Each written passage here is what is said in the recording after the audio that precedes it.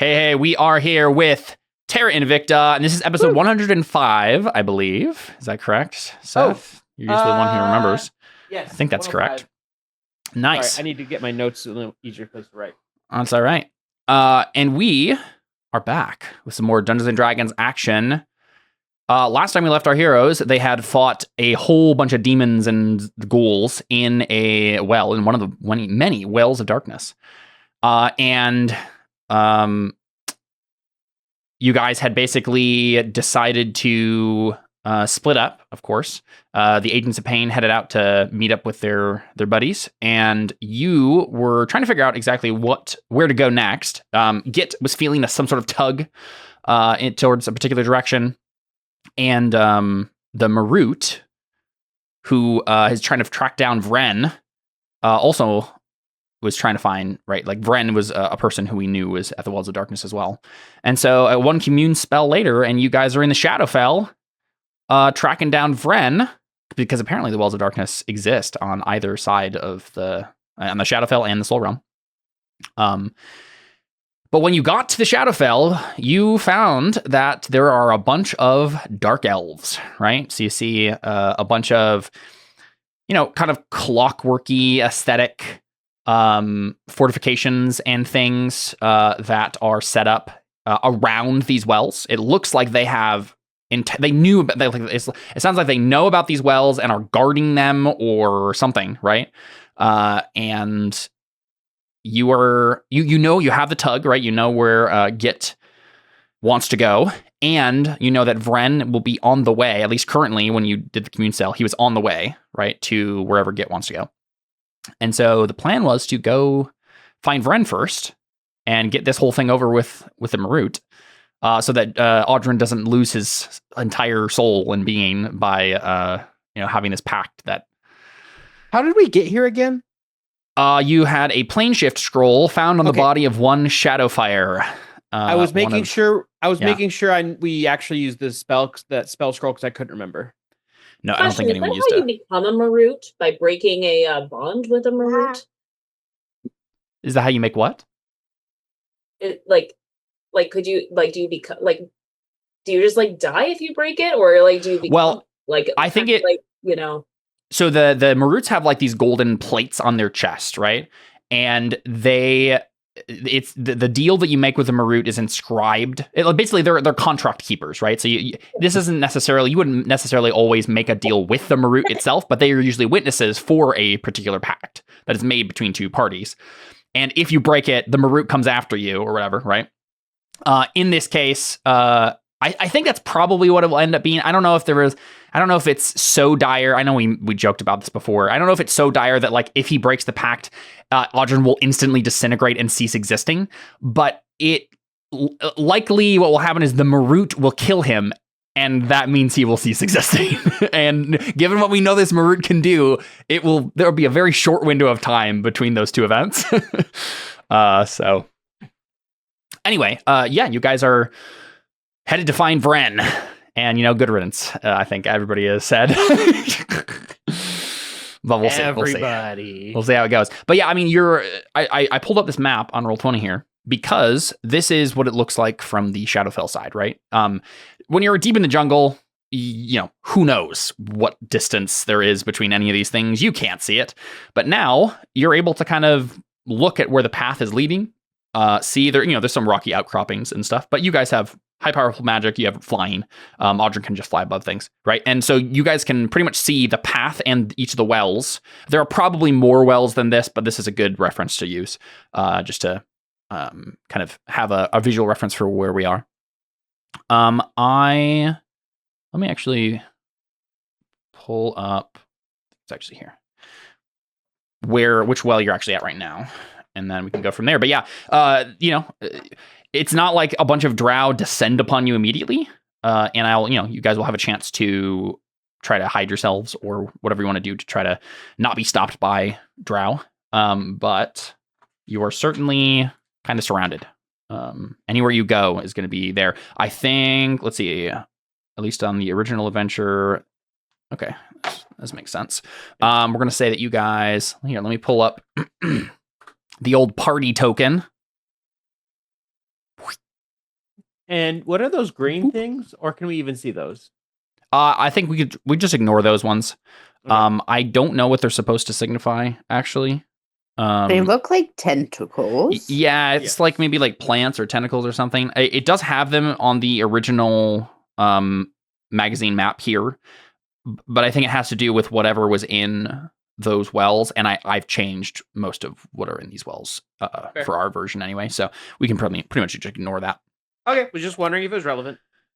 But yeah, as a reminder, the Shadowfell side of this, it looks like a kind of a dark windswept plain, rocky kind of plain with, I guess, rocky outcroppings and stuff. It's not totally flat, but there's a blue steel sun in the sky shining down on you guys. And yeah, all of these kind of drow fortifications and stuff.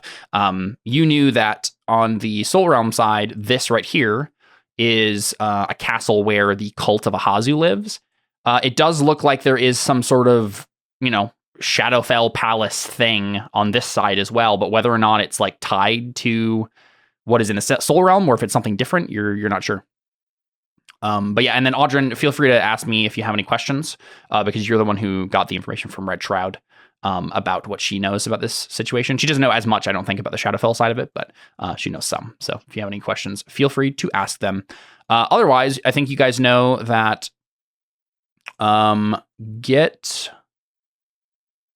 I think I'm trying to decide which one of these wells it actually is. You know, because of Red Shroud, that at least on the Soul Realm side, you're assuming maybe on the Shadowfell side too, because like the path still exists here, that you were told don't go off the path.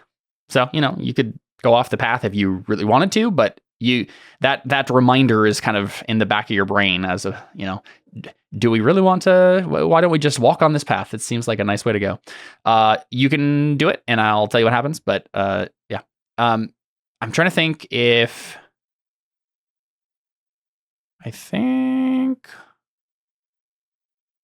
my first inclination was right here. Yeah, you know what? Let's just do it. I think this is where Git's pole is leading him, kind of like this way. And so you're thinking one of these wells is where Vren is. Give me a second. I just realized Vren's affiliation changed, and I don't know if that will have affected anything. I mean, I doubt that any of the collector stuff will come up. I doubt so too. I'm just double checking. And you don't have wild magic, so like you're destined not to get very high in the affiliation anyway. I think technically I was able to get access to a magic item, but I don't have to look at that right now. So yeah, what kind of magic item is a full? It just says you gain access to the magic item archive. You may borrow any one magic item for a week per month. So I don't think it would have mattered. Okay, I do have a thought there. If you're I'm down for something. Here, I'm down. I'm down for it. Let me send you a message real quick. I had a note about something else, but yeah, the rest of you, tell me what the plan is. You just following the path? Gonna take the risk and fly over somewhere else? Should I take a shortcut? I don't think there's a shortcut for where we're wanting to go at the moment. If where we want to go is the next two wells, pretty much along the path, then I think we're walking the right way here. Makes sense. Although I do want to know how far across is it from like here to here? Because clearly, good question. Yeah, let me look at the original. Yeah, and because if that's like a whole castle situation, it's so tiny looking. What does it say right now for the ruler? Caleb, yes. Okay, perfect. Yeah, that I was hoping to kind of have that be a thing that you guys could maybe find here anyway. So I think I like that. I don't like the way you worded that. Mm-hmm. Let me do some math real quick. Okay, 5 more. Scale. Matherations. I think this should be accurate. Let's see if I did my math correctly. Yes. Okay. I think the scale is correct now.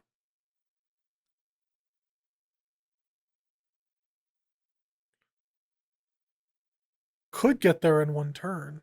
Okay. So they're still it's still pretty close.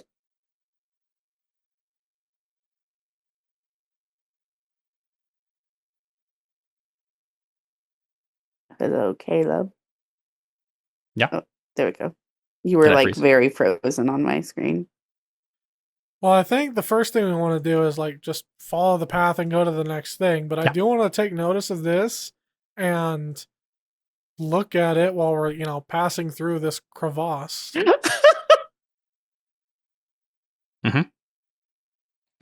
Are you guys taking any efforts to hide yourselves? With as many people as we have in the Actually, we have we forget we have a ranger that can cast Pass Without Trace and give us plus 10 on stealth. Very true. Yes, we do stealth. Yeah, that makes sense. I'll also This be isn't checking for traps necessarily along Nestor's the way. forte in terms of terrain, but he can certainly do it. Not really traps, but more like ambushy things. Well, it's just a spell he has, so yeah. Just make shadows. It doesn't really matter what the terrain is. Yeah. Is the Marut, I'm kind of assuming, the least stealthy. Yes, probably. I think last time we had it, I think wasn't it Delhi the last few times, or maybe it was let me Surge. check. My stealth is 1. Plus or minus? 1 plus 1.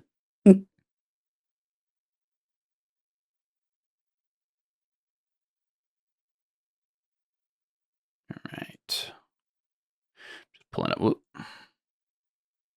Pulling up the Marut real quick to see if anyone has lower than 1.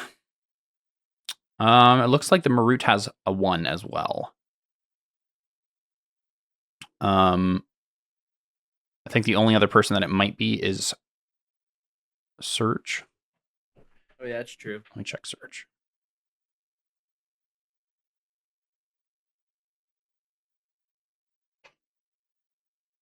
Oh, lovely. We're dropping frames like crazy.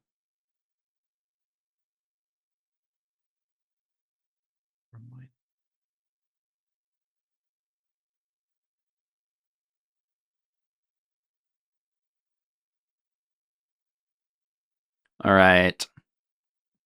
Surge has integrated protection. I think he does have armor. Where is that? He has chainmail. Does chainmail give you disadvantage? No. It's not a chain shirt, so Chain shirt. Wait, no, chain mail? it's chainmail, yeah. Sorry, chainmail does give disadvantage. I was That's looking at what the I wrong thought. one. Yeah, okay. Yep, so Surge has a 1 with disadvantage. Okay. Sorry, he has a 2 with disadvantage because he has a Stone of Good Luck. I still think still one of Surge the- makes more sense, though. Okay. Yeah. Because technically, given the normal math for what disadvantage gives you, that's the likelier. But he's the worst person to be rolling. All right, let's do it. So he gets a plus 10. So 17 is our roll for the party. Let me check if... They're passive? Yeah, I'm going to check the likely creatures be around here, what they're...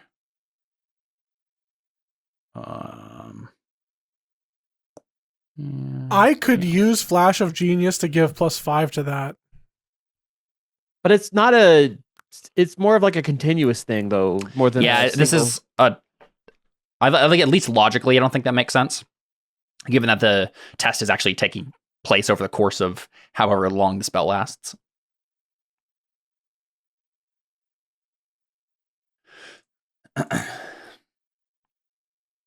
Yeah, unless someone has a way to give a more permanent bonus than that. I don't think so. It can give advantage for now. Okay. Yeah, I mean, that'll do it. That'll bump it up to a 26 instead, right? Yeah. Yeah, makes sense to me. What is that you use to do that? Yeah, I'm gonna try and put it in chat. Enhance ability. Nice. Yeah, that makes sense. Okay. Yeah, sure. Of course. Yep. You guys do some buff spells, and you're trying to be sneaky. I don't think the Marut is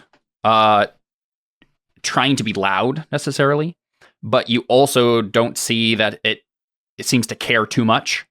It's just walking, right? But I think with Pass Without a Trace, you guys are fine. At least for now, right? Like, I don't think if there is a...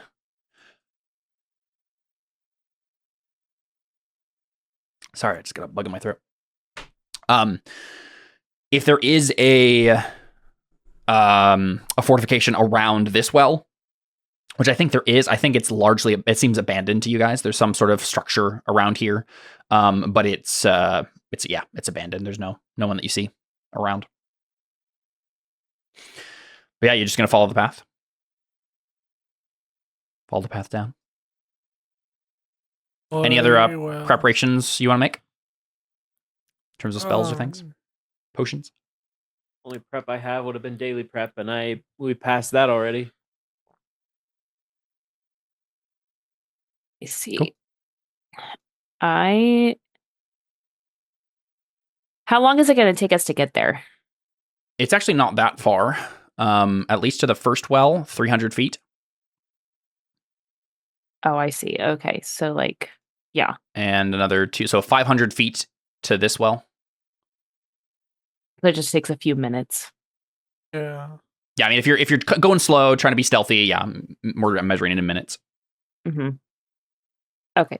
I was just curious. I don't think I need to use augury for anything, so I was just looking for that. Yeah. No, I don't see anything that I would use. Sounds good. So as you guys get closer, yeah. I was just gonna say, once we're like in this area where there's like a clear like place, like a wall where something could be hiding behind. Right. I'm probably gonna want to do an active perception check, looking around for stuff. How about we do investigation? Yeah, I mean, I think we can assume that Takewee's passive is going to be the thing that will notice anything immediately. But yeah, if you want to investigate further, makes sense. Yeah. Nice, 34. What are you looking for in particular? You don't see any hidden enemies necessarily. Hidden enemies, or I mean, I don't expect there to be traps per se. There's like a giant pit here, I suppose. I mean, even looking out for like things like the wall looks like it's gonna, or like the floor is gonna give way in certain areas or anything like that. Yeah, it seems like the path itself is very, which, on this side I think looks more like a road, like an actual like a stone road than the kind of dirt path that was in the jungle. That seems really solid. Doesn't seem like it's going anywhere. There's no tricks to that. You do, I think, if you're investigating that ridge line and then kind of around where that pit is and stuff, just kind of try to keep an eye out on your left and right to make sure you're not going to be ambushed or whatever. I think the thing you notice, Audrin, with a 34 investigation is several kind of like bored out holes in the ridge line. And they remind you of like, I mean, you grew up in a tropical environment. You've been in the jungle plenty of times. You have seen like kind of wolf spider-esque like little tunnels and like little layers for spiders, right? Normally normal sized spiders, or just like monstrous spiders. These are far bigger. And they are in solid rock, but they remind you of that exact thing.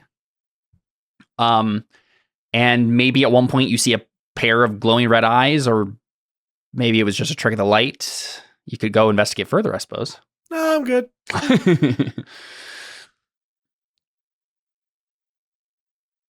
But yeah, so far it seems like your stealth is working, right? You can tell that with your 34 investigation that nothing is stalking you, nothing has noticed your passage.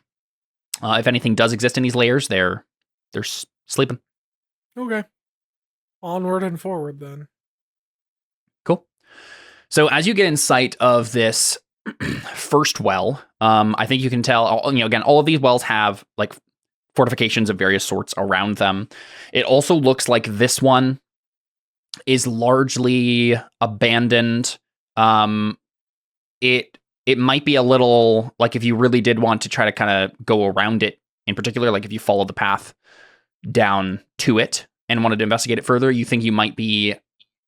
Oh, I guess because of the ridgeline here, I don't think you're very exposed at all. I think you can pretty much investigate this without really being seen by anything else.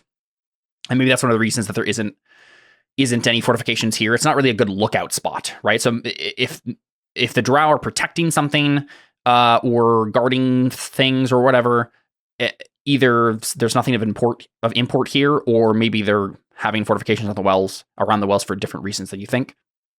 But either way, there's probably some leftover something, right? Like maybe just a body of a giant retriever mechanical spider or something, kind of lying nearby, deprecated. But it looks like the well is unguarded. But you don't see Vren around. You don't really see anyone else around immediately. Do you want to go down that path and investigate the well? Technically, you don't know which one Shammy and Mori is in, right? So.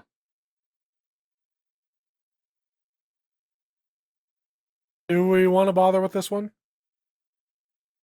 I mean, because didn't we say that we have to like go to each well and like look down to like be able to see what's inside? I think you guys had a plan there, yeah.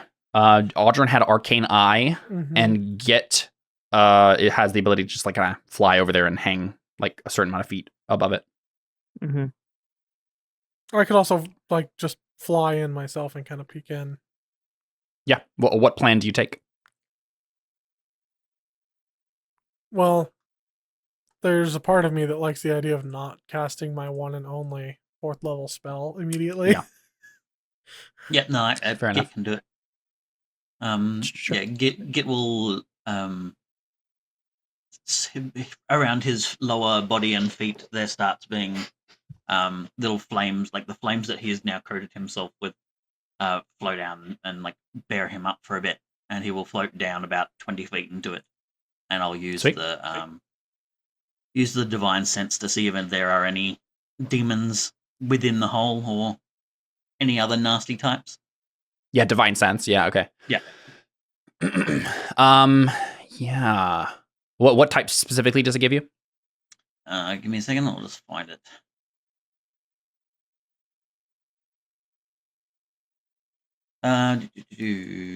Celestial fiends or undead? There are not any of those types here. Would you like to make a investigation check as you're peering around with your actual senses as well? Certainly. Yeah, divine sense doesn't go off. There's no demons here, at least. Nothing like that. Ooh, that wasn't a very good investigation. All right, yeah. So I don't think you notice anything too terrible. The thing that you notice, just like, you know, as a normal, anyone would have noticed this, right? Looking down into the well. It is kind of, I guess they don't exist yet. A modern person going down here would think this looks like a planetarium. Like the walls are kind of glowing like stars and kind of showing various parts of the cosmos. The whole place kind of has like an inky blackness to it that seems almost inviting, as when contrasted to the kind of gray dullness of the Shadowfell. And yeah, there's like stars kind of all around. The inky pool at the bottom of the well also is like kind of starry. Do you want to make a religion or arcana check? Yep.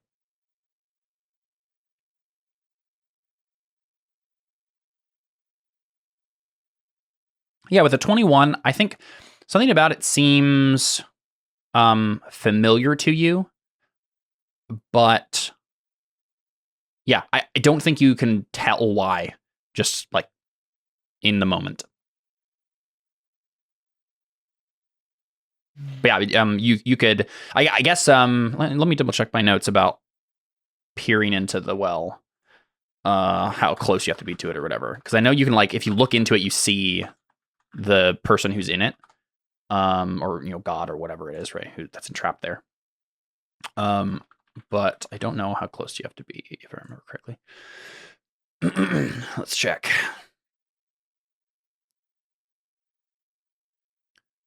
Wells of Darkness. Okay.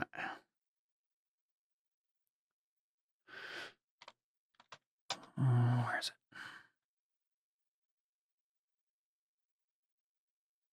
it?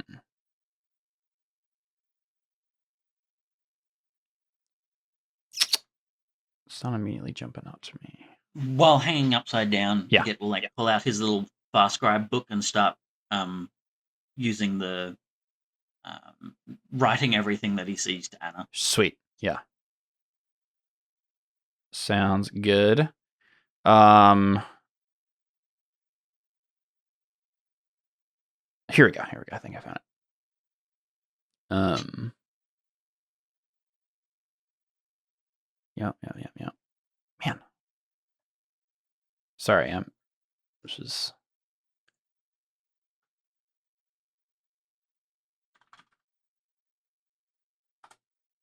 kind of annoying me that I haven't found this yet.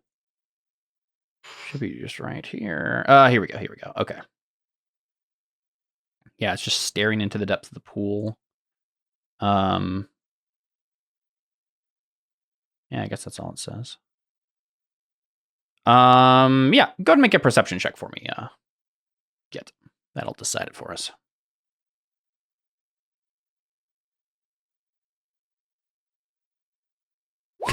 Okay, very good. Yeah, so, I mean, you just see stars, right? I think maybe if maybe us as the audience, if we pay attention to it a little bit longer than Git does, and as we see Git kind of like fly away, we see what you thought was just like a constellation in the stars. It actually is like the silhouette of a person. But yeah, we cut away from it before we see exactly what it looks like. But yeah, you climb back up or fly back up. No, I think Git does send a message to Anna and say, "Hey, should I go take a closer look?" Mm-mm. If you hear screams, it was dangerous. I think he sent this to you, Anna. Yeah, she's the one in my book. Yep. So you hear this like as telepathy, I believe. I mean, a dangerous pit. Sign me up. I kind of just want to run over.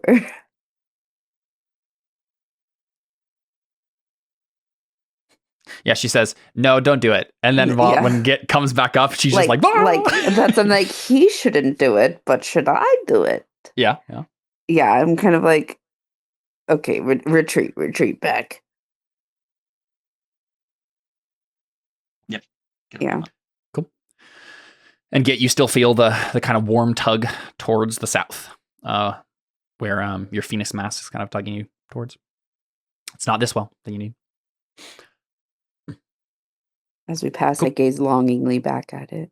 Of course, every time we pass by one of these, yeah. One of these wells, it will be my time. Mm-hmm. Sounds good. You guys get closer to the second well, and this one definitely seems to have a bit more motion around it, right? There is a like fortification around the well. There are what looks to be like drow, some of them like either riding on or with various mechanical spiders.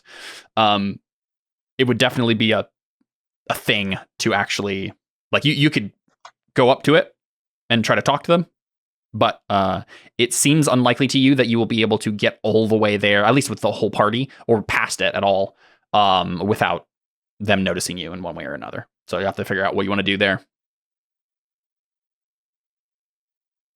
If you want to take the risk to go around, if you want to try to talk to them, if you want to just fight them, if you want to send one person in to go check the well first, try to find Vren.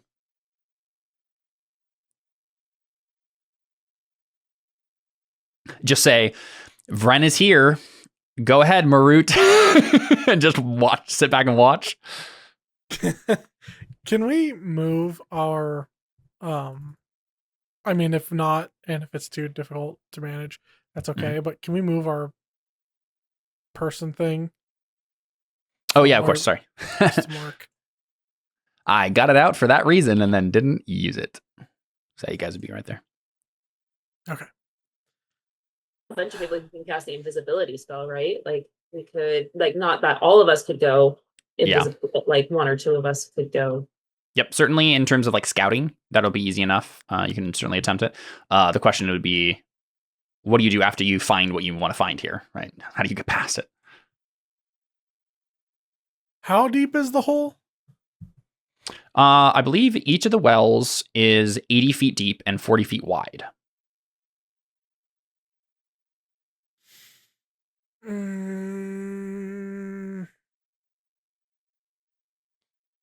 But yeah, it looks like there's drow fortifications along its rim. Oh, you know what we need? We need that. We need Dimension Door. Mm. This would be a great use for Dimension Door. Mm-hmm. I believe that's a bard spell. At least I don't have it.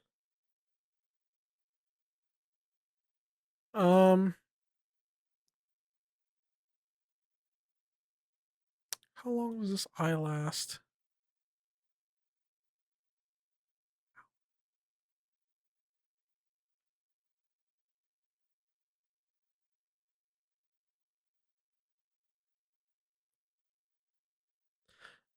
I might just try to sneak in, fly down super stealthy myself. I still have the armor that can like change its color or like change its like you know what I mean? The self-changing armor. Oh, the glamored chain Yes. shirt, yeah. So maybe I just use that to kind of like blend into the rocks around me and just try to stealth in from like the side as I slowly fly down. Yeah. Fly/crawl against the wall. Yeah. You could try to do something more akin to that. Not using any magic to like spell slots or whatever. You don't want to waste any of those. Try to do it a little bit more the old-fashioned way. To start with. Mm-hmm. Yeah, I mean, I think just to describe real quick what the NPCs have been doing this whole time, right? That we see Nestor's been leading the way, just kind of slowly being stealthy and making sure that everybody is like following in his footsteps, going as quiet as possible. We see your guys' footprints. In fact, just maybe you don't leave a lot of footprints anyway. You wouldn't have left a lot of footprints anyway because it's like a stone road. But we even see like the dust that you disturbed go back to the way it was as you pass, right? And Surge and Benedict are just kind of keeping close to the middle of the group, and then the Marut is just walking very silently, completely nonchalant and focused on going ahead. But yeah, he stops when everybody motions to stop. And then Audrey, you just say like, "I'm gonna go ahead." Yeah, I'm gonna go check it out. So let's check it out. Yeah, go for it. So they're all stealth? Yeah, go ahead. And you can take advantage for your plan there. Yay. I will use this advantage. To my advantage. Dang. Nice. You can't see Critical me because I'm success. sneaky. Yeah, and none of them are actively looking for anyone, so I think that's certainly higher than any of their passive perceptions. And you got a crit, so I think you're good. I think we just see a kind of weird pattern of rock kind of flow along the side of the ridge, right? And then we zoom closer, and it's Audrey the whole time, and he smeared his face with like gray clay, and so he It looks like like a lizard at first. Yeah. And it's like it's actually just. Yeah, exactly. Cool. Yep. And so you can get closer and check it out. Are you looking for anything in particular? You see what I described before, right? You see various kind of what looked like to you. What you're starting to realize is like drow architecture, and it kind of looks. There's lots of purples in the color scheme here. The Shadowfell is of course like gray and dark, but they have like ever-burning flames, like magic flames, like that are purple, and most of if they have any colors at all on their clothing, it's purple.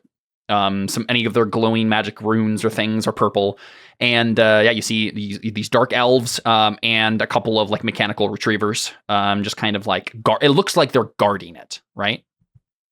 Though you do see a couple of them like peer out over the expanse of the wells, like the whole plane. So they might also be lookouts as well, right? I call down to them, brothers. It's been far too long. You should come and join us on our quest. No, what I really do. Real quick, do you want to make a history check to see what you actually know about Drow? I would love to. Wow, nice. Dang. Unfortunately, this is just you by yourself, so you don't have any advantage. With a 26, so you've obviously heard about them because, like, at the beginning of the campaign, we learned a little bit about like some of the. I think the first thing we ever got was like there was a rumor of one of the noble ladies in the city who was like part Drow or something, like, or at least liked spiders. So there were some rumors about something, but you found that like mechanical spidery poison device, right, was of Drow make, and the poison itself was obviously extra planar. And that was like way beyond your ken at that point. And in our setting, I think that's pretty much most of what you know. The Drow live in the Shadowfell, so our Thray doesn't really have an Underdark in the traditional sense that a D&D campaign usually does. There's certainly like tunnels and things underground, but I don't think there's like even like a Journey to the Center of the Earth style thing or anything like that, really. So most of the Underdark stuff, like I guess Mind Flayers or like Devourers, like, so they would be in the Far Realm, they're aberrations. Drow, they live in the Shadowfell, right? So you're not entirely sure what their origins are, and they obviously have some heritage in common with elves because they look like just dark-skinned elves, right? But there's obviously something weirder going on, right? Either like elves and them came from the same extraplanar place and the elves just decided to go live on Earth, right, on Thray, or maybe the Drow became the Drow after leaving the material plane and going to the Shadowfell. You're not entirely sure.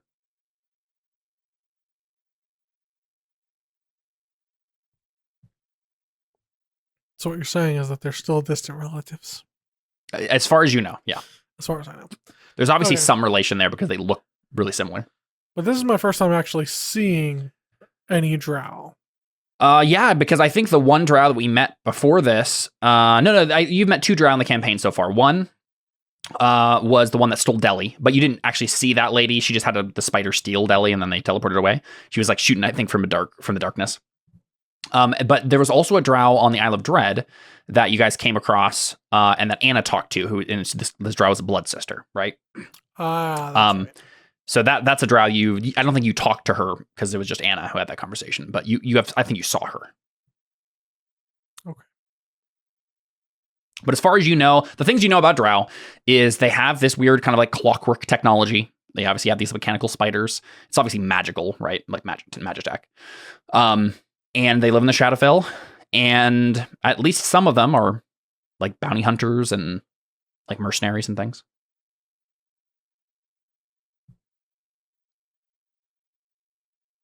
Okay. They like purple. It's another thing you know. Good taste. I will give them their purple. Well. But yeah, do you want to get any closer to the well itself? Well. Yeah, I'll get closer to the well very sneakily. Yeah, so as you get closer, do an investigation. I want to do an investigation. Sense. Just like, obviously, I'm trying to see what they're guarding, but also maybe get an idea of what like their weapons are, what their kind of combat capabilities are, all of that fun jazz. Yep. Yeah, with a 30, you can tell that the Drow here look to be mostly male. And again, you don't know a lot about Drow society. You're not actually Aldrin isn't a D&D player, so he doesn't know like the decades of lore that we all know about Drow. the two that you met before were women. And these are the first like males you've seen. But they seem to be mostly just like warriors, right? Like you don't see any like wizards or anything among them. You see some like what looks like, drow warriors with some retrievers, some of these mechanical spider things. And they're kind of like on a series of walls and watchtowers and things that are kind of surrounding the rim of the well. The well itself, as you get closer to it, you can see it has a little bit more of a gravity to it. Like where the one you saw before was kind of abandoned, right? Like it wasn't important or something. This one definitely seems important. At least the drow think it's important. They built this whole thing around it, obviously, but the exact rim around the well too has been augmented. It looks like there are actually like green, a series of green runes that surround the well itself. And as you peer down, right? Because you have, how close do you get? I mean, I can fly, so I guess I'd like kind of. Yes, but your stealth does rely on like being against a background of stone. Yeah, that's true. That's true. I'd say if you want to like know it's in like be able to peer into the well itself, you'd either need to like cast invisibility, roll another stealth check, use arcane eye, something like that.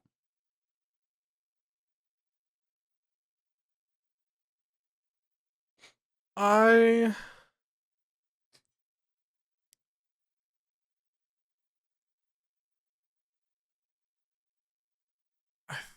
probably gonna go with the invisibility. Actually, do I know if the drow have true sight? As far as you know, drow by their nature don't have true sight, but if there are wizards among them, they might be able to cast see invisibility or something like that. And do I notice any wizards among them? As I described before, you just see like warriors, it looks like.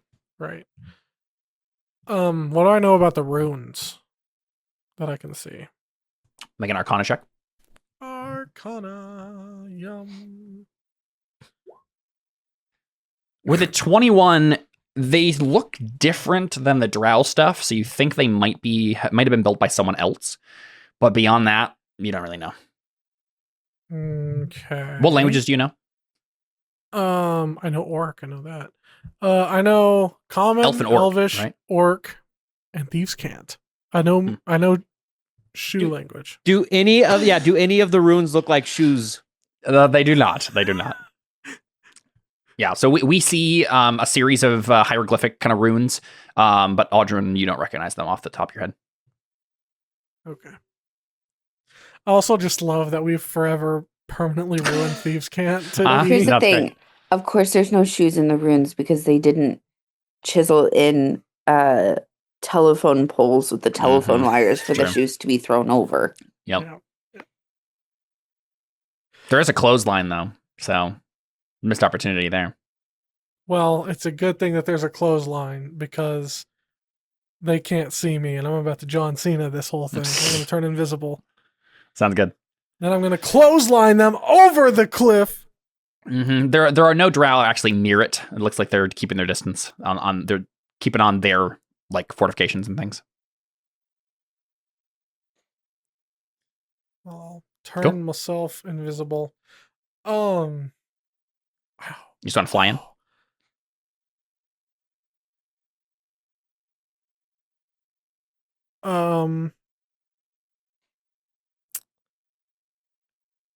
Give me one brief second. I'm scanning my character sheet to see if I have any. I'm just seeing like how much string I have. Okay, never mind. Just a future potential plan here. Anyway, yeah, I'm gonna fly in. Nice and invisible, like slowly but surely. Sounds good. Probably also still gonna like kind of keep to the wall and stealth like I was before, but sure. Yep. So we see you kind of start to go down. And sorry, I'm doing something real quick.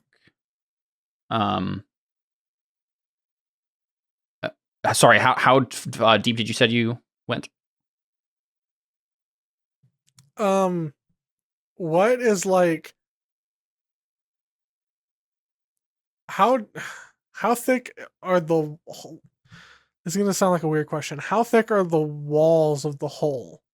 So like you're in the bottom, and then there's like the hole is above you, and then obviously the nature of a hole. There's like the. How deep is this part? This part right here. Sorry, I'm on the different map. No. On my screen. How deep is this part? How thick is this in the hole? Because I'm probably going to be coming to like right about here. Does that make sense? I don't think so, but I'll explain again. So it's 80 feet down into the bottom of the well. It's 40 feet across, like that's the diameter. So you're going like what, 20 feet down? Okay, so I assume.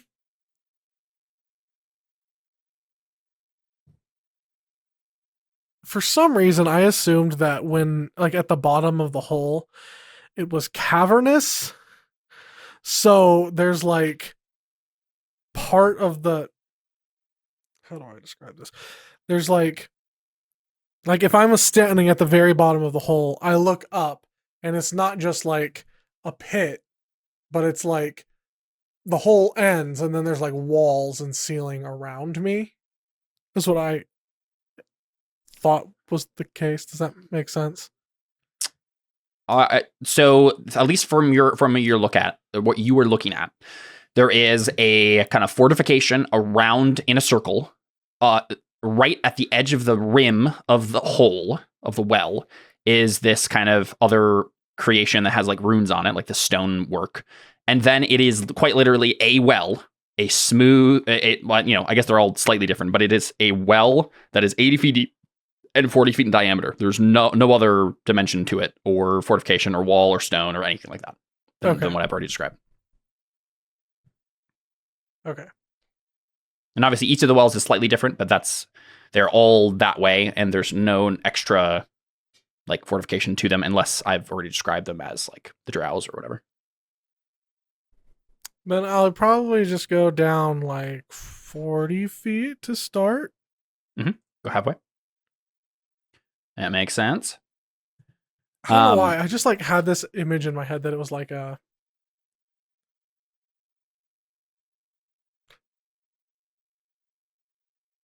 I'll describe it another time. Keep going. Yeah. So the first thing you notice, Audryn, when you head down to the well, is a sound. It sounds like at first like a white noise, which then becomes many individual white noises. The scraping of something against something else. And as you look down, you see the floor of the well is covered with snakes. Of all shapes and sizes, mostly the types that you would imagine would live in like a jungle. Though you don't necessarily see ones that you recognize in particular, right? You don't see like West African snakes, you don't think? Audryn just goes, snakes? Why did it have to be snakes? Of course. And you even see, like, as you look to your sides, right? The walls of the well, like, there's little pockets, and as you look, more snakes just like slither out of cracks in the stonework in the smooth wall of the well, and they just fall to the bottom of the pit and start slithering around with all these other snakes. I want to do a history check to see if I can figure out any kind of significance with these snakes. Like make a religion check. What could be here? Religion check? Okay. Mm-hmm. I think you understand what I'm getting at. I think so. There's just a guy at the bottom of the well going, I'm a snake. Yeah, it's that guy. I made him into a demon lord in this universe. Actually, every single one of these wells is a different meme. You haven't picked up on it yet, but I am going to look in every well until I find Nyan Cat. Yep. My favorite is the Harambe well. You already saw the Nyan Cat one. We just didn't see it. It's just that was the last one because of all the stars. Oh yeah. So, Audryn, you have Flash of Genius, yeah? About that, I realized after I said it earlier. Let me actually read this. Yeah. You gain the ability to come up with solutions under pressure. When you or another creature makes an ability check or saving throw, you can use your reaction to add your intelligence modifier to the roll. Mm-hmm. I knew that before. So could I actually use this to? Yeah, you have a reaction every turn. You are under pressure. We just aren't tracking turns. I guess that's true. Yeah, the only way I don't think it makes sense is if the check itself is taking longer than 6 seconds, but this is to remember something, which is fine. So, Audrin, I don't know how familiar you are with Taequi's religion, or at least the religion of her people. I knew it. Caleb, how could you do this to me? So this and the iconography. 34. Mm-hmm. This iconography reminds you of. You're starting to realize that the architecture looks like Genasi architecture, New World architecture. And I mean, there's only one god in the pantheon of Taequi's people that would be associated with these creatures. And, you don't know what that means exactly. You could peer into the well. Unfortunately, it is covered with snakes. So, in other words, this is the tomb of She of the Jade Skirt.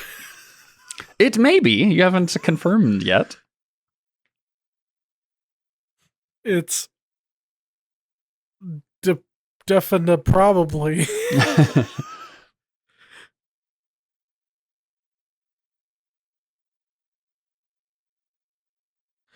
What do you do?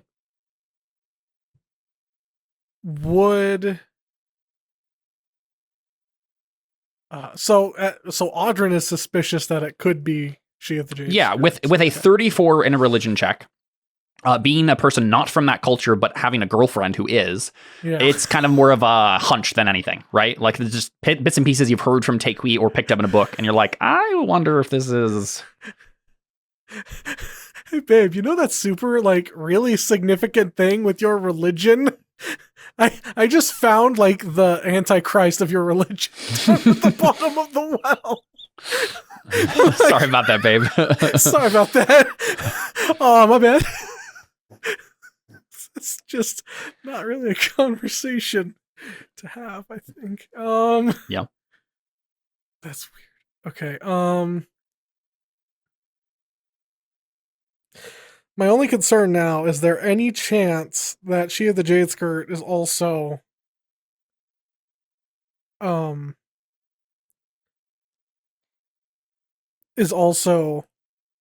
as Shami Amore? With a 34 in religion check, you don't think so. All right, then we're done here. Yeah. You don't even go down to try to check? Nope. Okay. I'm good for now. I will fly back up and let them. Well, actually, you know what? You know what I could actually do?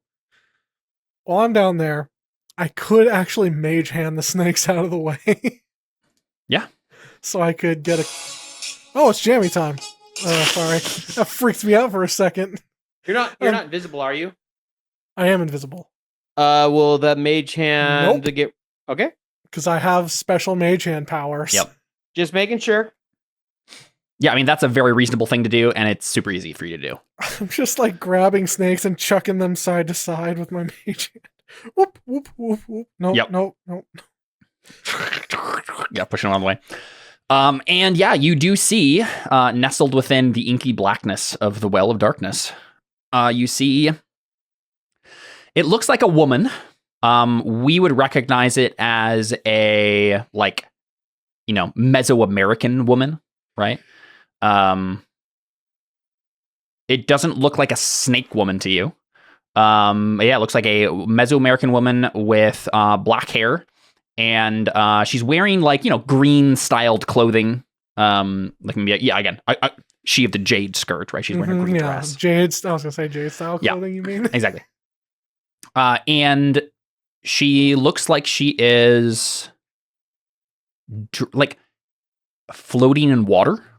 Right, you don't necessarily see the water or whatever, but the way her body is moving, it looks like she's flowing in water. Her hair is moving anti-gravity style. That sort of thing. And her eyes are closed. Yes, very Kingdom Hearts. Well, I'm going to fly away. Sounds good. And Audryn, as far as you know, what this means is that you're not sure why, but that means that she, the Jade Skirt, is trapped in whatever this shattered night is at the bottom of the Wells of Darkness. How she got up there? How she got there? You don't know.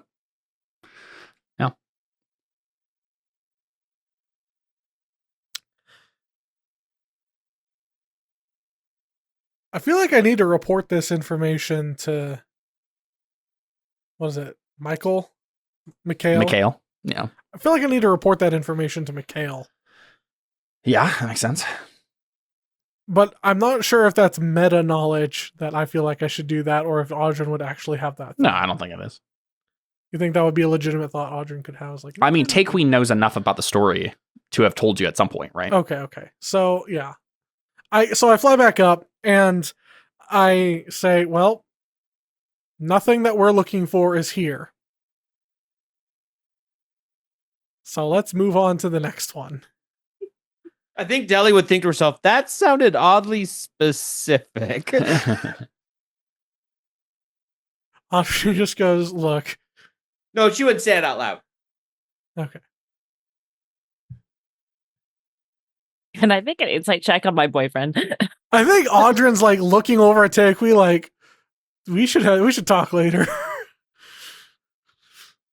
Sorry, what did you say, Alyssa? I was like, can I make an insight check on my boyfriend? Sure. Make a deception check, Audryn. Just, Well, I don't think he's trying to deceive her. Yeah, but this is... Yeah.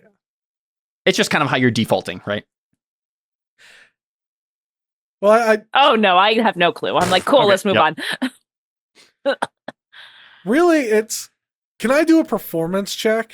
I mean, not that it matters. Look, it's a classic Alyssa roll. Yeah, it really is.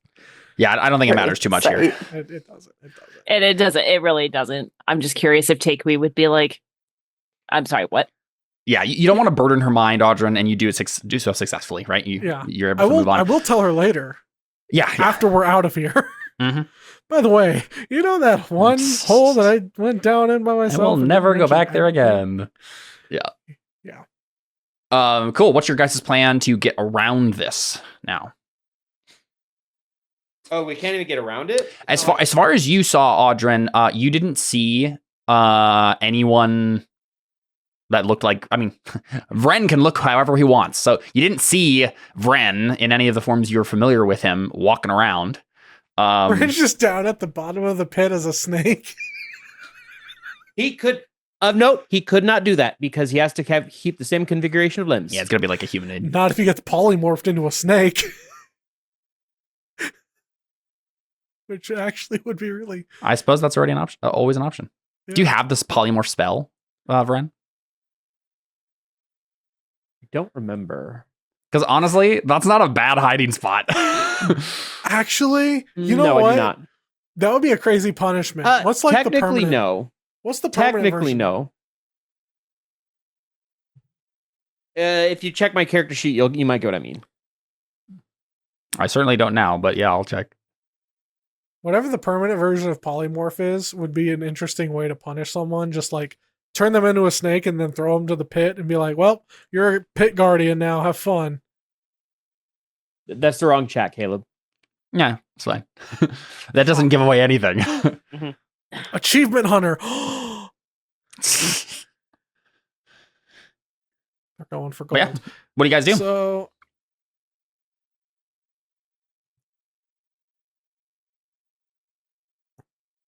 Good question. there's drought. The Marut probably says, he probably says, did you see anyone who could have been Vren? No, there were no people down at the bottom of the well. I mean, do we know he's at the bottom of a well? No. What was he among the dark elves on the tower? He probably would have said drow. He could pretend to be any one of them. Did you use any magic to ensure this? I, of course, could just go in He starts to stand up from his like where he was seated on a giant rock, and he just starts taking a couple steps towards the fortification. I mean, if you went in, how would you have a way of knowing which one is Vren? If Vren was among them. I will simply kill all of them. So if you kill all of them, how will you know if you've killed Vren? There's a little timer on my thing, and it'll go ding. Yeah, I will know. Does he want Vren dead, or does he? I thought he was going to bring it to the plane of law or something. He said something about that. Yeah, it's been unclear exactly. He's really just trying to deliver a birthday card. Yeah, he's one of those telegram. like e-card. Yes, yeah, exactly. Yeah, singing telegram thing. You've missed Valentine's Day for the last 100 years, honey. I've been trying to reach Vren about his car's extended warranty for years. His broom's extended warranty. It's my turn with the broom. Mom said you have to share. Yeah. Even if you pay for the extended warranty, it's now past that period of the extended warranty would come. Yes, exactly. But we still need to ask you the question. It's part of the policy. Mm-hmm. Well, gang, what do you all think? Do you want to let the Marut go wrestle some drow? Do we want to go drow hunting ourselves? I mean, the thing is, if he goes and takes on all the drow, will we have distraction for us to go around? We just have to not get in the way. I think maybe we let him. Should we just let him fight these drow, and it's a fun distraction for us to sneak around and do further investigation? Yeah, and if he gets himself killed somehow, so much the better. For Vren. Well, exactly. I think the Marut is probably like standing there staring at the fortress right now, and he just says, of course, there is always the possibility that he sees me coming and escapes yet again. It is likely a better option that we use subterfuge. He turns to you. Audrin, I must insist that you use all of the resources at your disposal to help me find Vren Royery. I believe he is in this fortress. The Marut is convinced that he's in this fortress. Yeah. Interesting. Given the commune, given the questions asked via the commune spell, and that there is only one more well, that the next stop is the well where your companion is feeling his tug, I believe that this must be the place. And that means he is disguised as some living creature within that place. A logical deduction. I raise no objections. So now, let me take a look at my character sheet and see if I have any... He turns out around to the rest of you. I know that you do not have a similar pact with me, but I would ask, as companions of your friend Audrin, to also use every resource at your disposal to help me find out where Vren has gone. I think from what I've been able to gather from your opinion on this Vren Royery, it seems like all of us agree that he is better off taken where he can do no further harm. Deli sits there and thinks to herself, I didn't say nothing.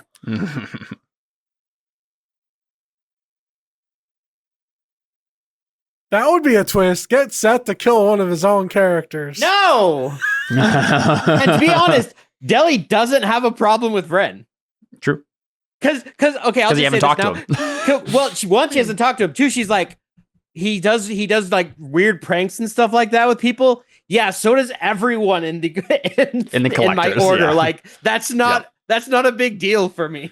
Well, I mean, also Vren is part of the reason we were able to get Deli back. That was yeah. So she doesn't really have a problem with him. I mean, I don't think anybody here has a problem with No, Vren. like, I don't think any of us are like, oh, yeah, like, we want Vren dead. Like, screw him. It's just, we're just like, I just don't care. I simply just don't have any resources. Right. Stun him. Yeah, like, Use your key and points. like, sentinel him if he tries to run away. But, like, I don't have any resources to help find. Mm-hmm. I just hate and run. the question is, That's bad. what are we gonna do? Are we just gonna go in and kill everybody? That feels a little Right. That feels a little awful. Yeah. I know, it's too bad none of us can like disguise ourselves as like a drow and like get in a little closer or something like that. I have polymorph, but that's not really the same thing. Yeah. I mean, and how are we going to figure out which one is Ren? That's also the question, right? that's the That's question. really the important thing. That's the trick. I have a plan. Mm-hmm.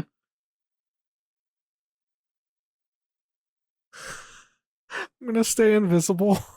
Mhm. What if I just go up behind every single drow there, and I just go up to their ear and whisper behind them, "Friend," and see which one of them responds? the most, Like, I think all of them would be like, the frick? Yeah. some of them would be like, "What the frick?" and others would. The one specifically would be like, Yeah. The one that I love that doesn't plan. respond is Ren. I right? personally love that plan. I think that's hilarious.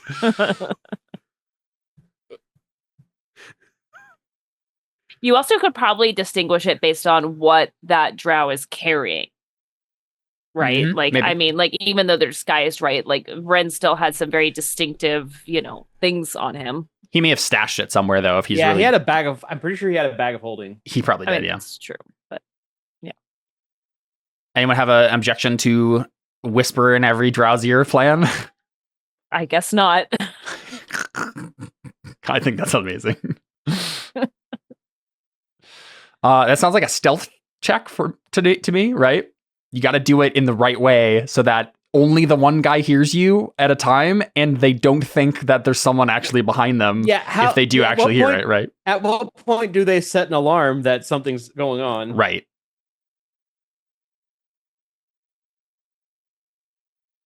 Yeah, so I think all of that is up to your stealth roll, right?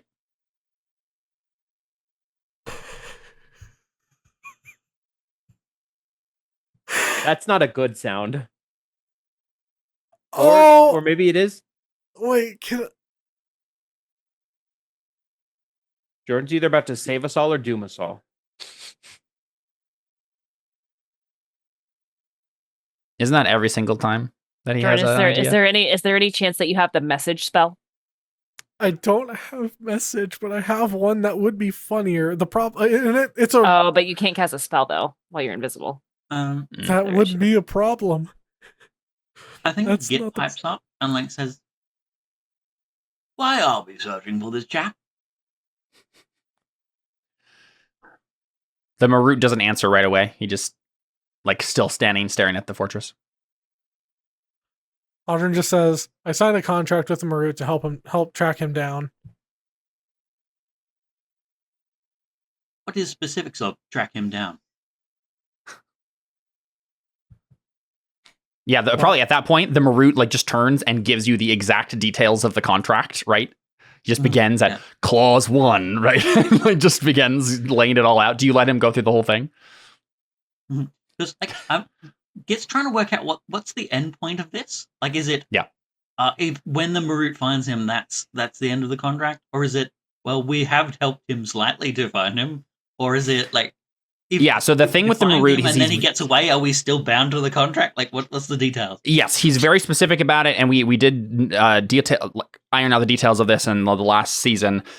Basically, Audrin is bound to help the Marut actually find Ren, so he's within his capabilities of actually being able to capture the guy, right? Like he's right there. The Marut can try to capture him. And once that has happened, Audrin is no longer bound by the contract. He does not have to help the guy actually capture him. He just has to get him to Vren, like within, he probably actually has like within 100 feet of Vren or something like that, right? And then we're not bound to anything. Like it's just Audrin. Just Audrin. Yep. Mm-hmm. And then Git says, "What do we know of Drow? Who is Drow? What is Drow? Why is Drow?"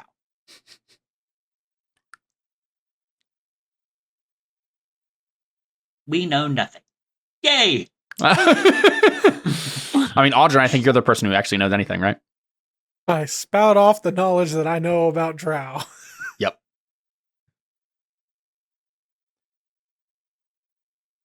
So, remind me how ritual casting works. Do you have to have the spell prepared to ritual cast it?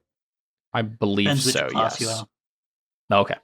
No, I don't think. Yeah, the thing is, though, it takes like 10 minutes to cast. I feel like we could spare 10 minutes. Okay, yeah, fair. I don't know what your plan is, so I was just mentioning it. Yeah, I mean, as long as you guys are like around the corner here, you can basically just hang out. But I cannot ritual cast unless I have it prepared. I believe so. That You still have to have the spell prepared. Like, that's the thing. I feel like there are certain ones where it I doesn't believe matter. it's you just you have to have it prepared, and then you just don't have to use the spell slot. That's like the pro of it, but you still have to be ready to do it today. You said that the Marut has like a disc. Is that right? Yeah, it's like you has have to like a have it golden disc on his chest. Yeah. Git wants to like pull out a gold coin, and he's going to use his Tinker's tools to just like etch the gold Mhm. coin into a copy of that disc. So he's got like a little badge that matches it. Okay. Do you actually have like tool proficiency with that? Yeah, I've got Tinker's tools. Let's have you roll that.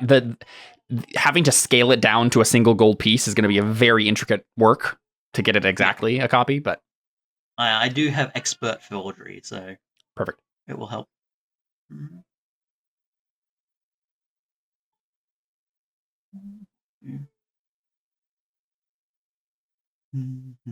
Which attribute would you like me to use? Either intelligence or dexterity is fine. Mm-hmm.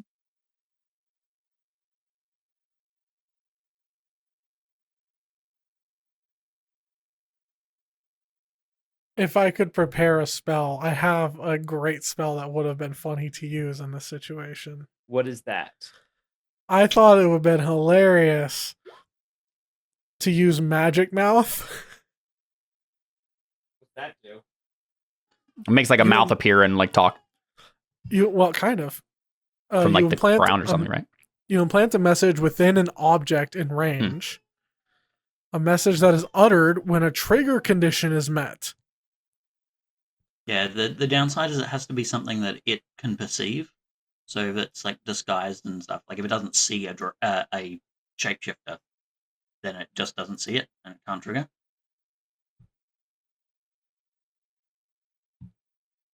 Well, no, my thought was doing the same trick that I was going to do before. With Just on every drow. Yeah. Yeah. But then I could just like have this. You don't have to be right there. Yeah. Yeah. With the 21 Git, I think you can get an approximation down, but like the main issue with this is the time it will take to actually do a perfect copy. You just don't have the time. I don't need it to be a perfect copy. Yeah, He wants you it can to do be, well like, enough though. A good estimation. Yeah. Yep. And he just like pins it on his lapel of his shirt and just like starts pacing towards the drow encampment. Okay. The Marut turns. Are we letting him walk towards it? Lee? Is this the plan, Audrin? So what is he doing? Seems like right now he's just walking towards it. Slowly walking towards the. Yeah. The He like fringes. waves his hand and says, "I'll handle it." I think Audra just turns back to the root and says, "Give him a minute," I guess. Like shrugs and just give him a Yeah, minute. Git will just walk up to the encampment. Okay. So the drow on patrol sees a Kenku walk up. Yeah, a Kenku with a big like phoenix mask and Right. on fire. Yeah, but yes. Yeah, so this drow probably does a like grab out probably a hand crossbow, right? And because I think typically, let me find the stat block for this. I think. Oh no, not that. That's far too low. CR. I think this guy. They usually drow have like hand crossbows and scimitars. Yeah, and I think we'll say it's pretty much what they have here. So he has a hand crossbow out, but doesn't seem like he can't necessarily hit you from this distance reliably. So for right now, he's just standing on the wall, and there's a big retriever spider next to him, right, hanging out. And the guy just calls out, puts one foot on the crenellation of the wall, and just says, "Ho, you! Stop there!" Yeah, he just stops and waves. You can see a couple. We see some motion from other parts of the fortification as some other guys start to walk over to see what's going on. But the guy who's standing there just says,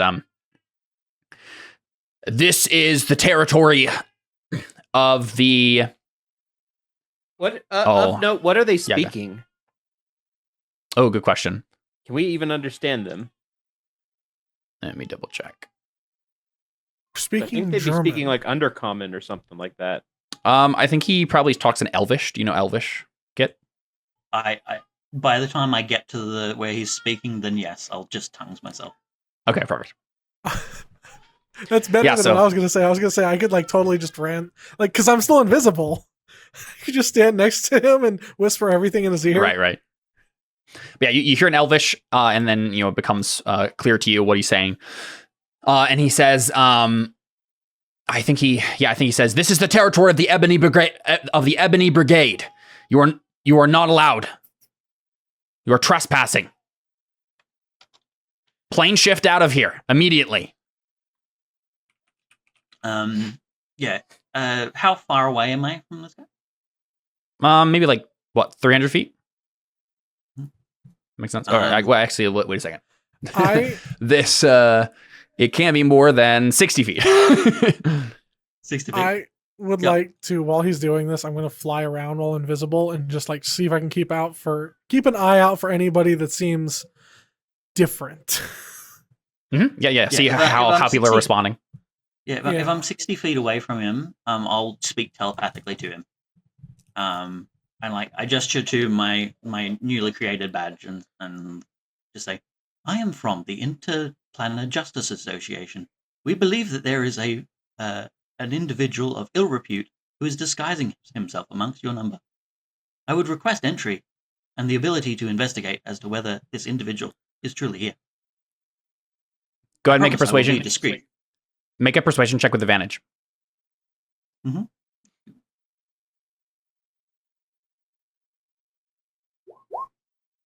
Dang. Yeah, with a 28, he says, he frowns and seems to get concerned and says, "Someone hiding among us? Who?" I think Get says, "The individual is known to the Justice Association by several monikers. I would prefer not to say in the case that he hears and makes a break for it." The guy nods slowly. And he says, "Oh, you're speaking to him telepathically, right?" Yep. Yeah. "What do you need from us? I can't just let you walk in here without certain assurances." Are there other people nearby who are like, well, yeah, a couple other people are walking, and they look at this guy funny, like, "Why aren't you?" Can he speak telepathically back to you?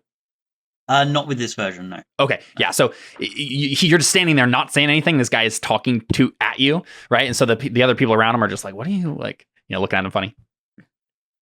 And Get says, I have ways of discreet communication.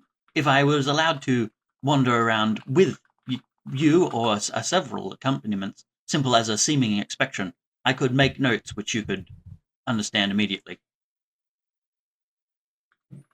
Mm-hmm.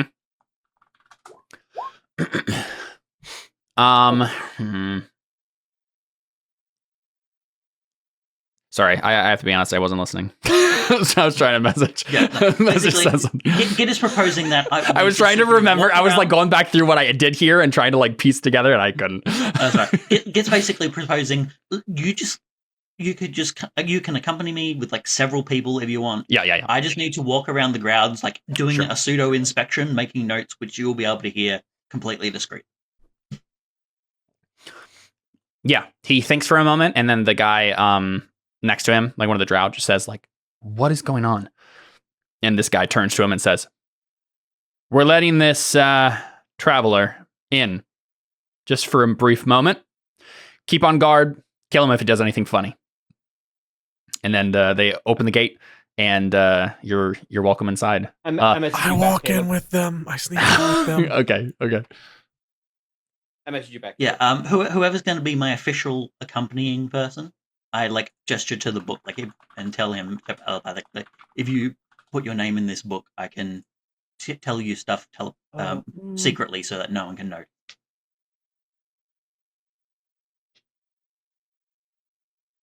Yeah.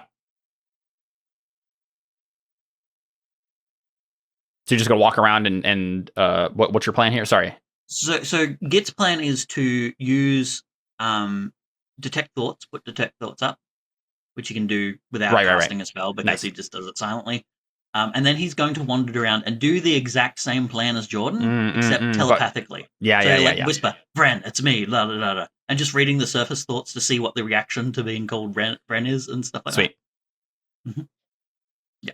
All right, sounds good. Oh. Okay, so at what point did we find Vren? You tell us, Seth. I don't know why he's here, so I don't know. Wait, those you kind of mentions. I could just go with: is there like a kitchen or something? Maybe. That makes sense. Yep.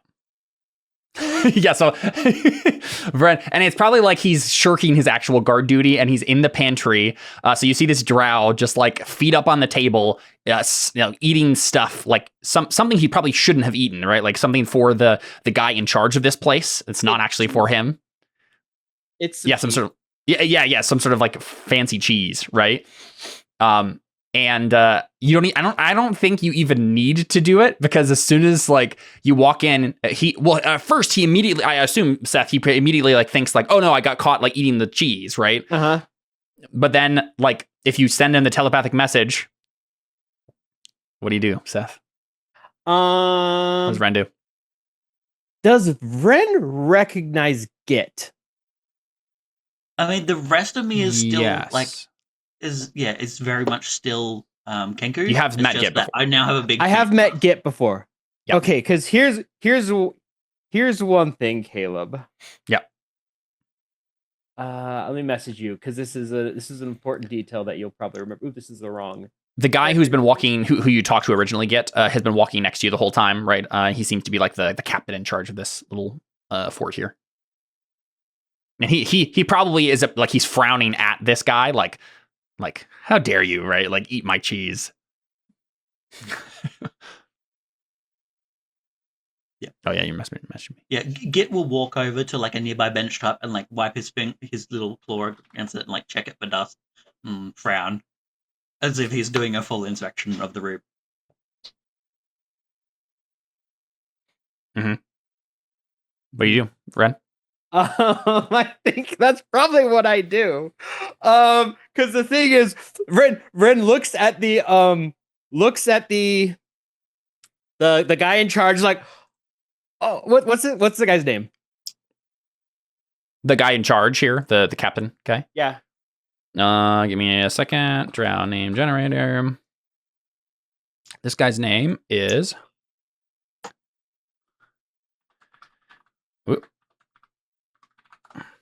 Kyrlin. He'd see Kyrlin's like, oh, Kyrlin, I'm so sorry. I'll get back to work right now. And he would start walking towards the nearest, like, biggest. I'm assuming there's a place where there's a lot of drow nearby.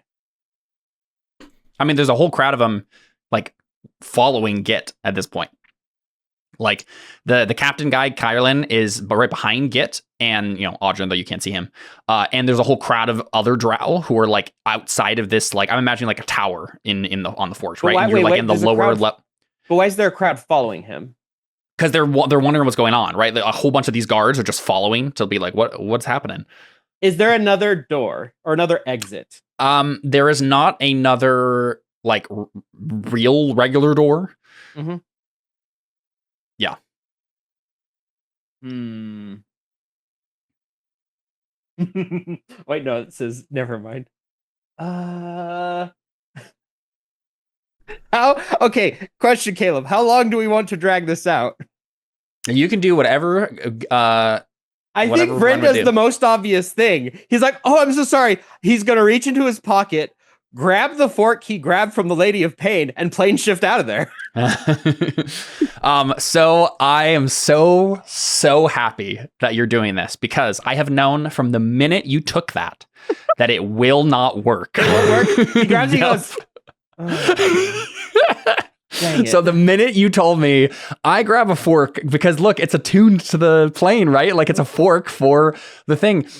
There's like something about like the Lady of Pain's domain in specifically that like no one can go there unless she wants them to.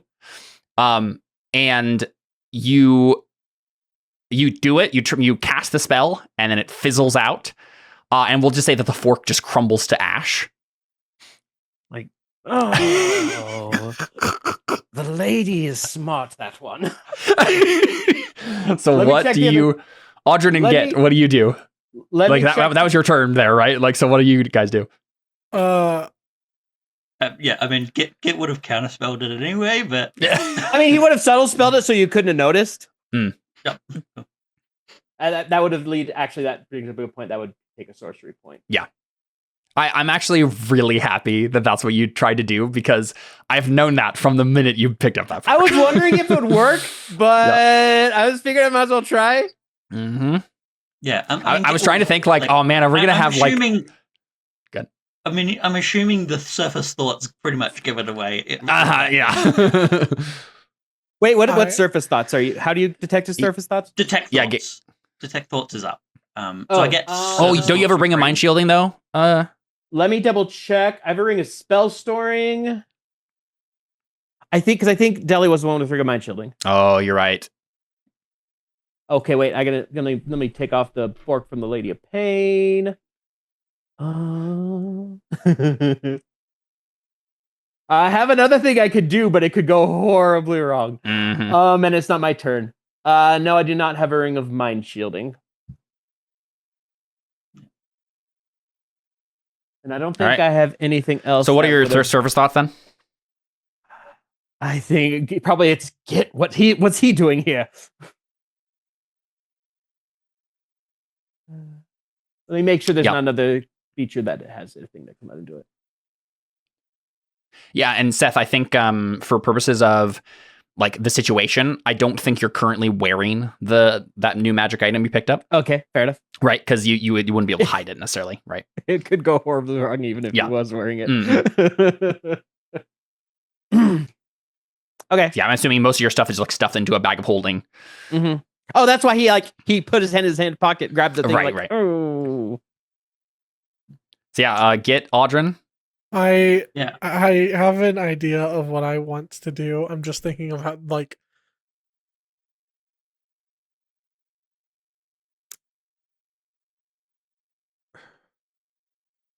I have a really specific technical question, Caleb.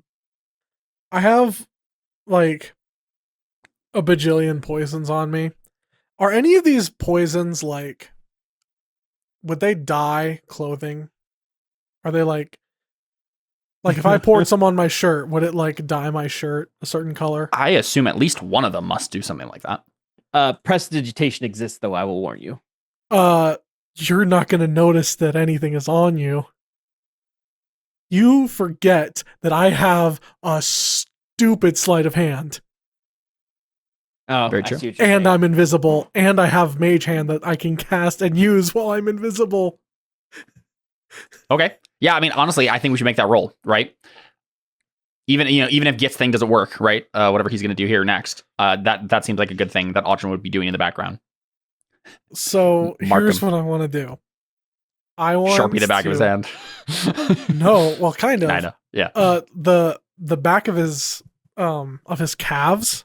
Mm. I want to like dye because nobody's ever like gonna look. Oh no! Or like the back of his pants. Nobody's gonna be like, oh no! I've got some poison dye on my. Mm-hmm, mm-hmm. So it'd be practically impossible to notice. And it's like on his pants, right? Yeah, So even if he did shapeshift his body, the clothes he is currently wearing, yeah. exactly. All right, sleight of hand against your perception, I think, Bren. Passive perception or active perception?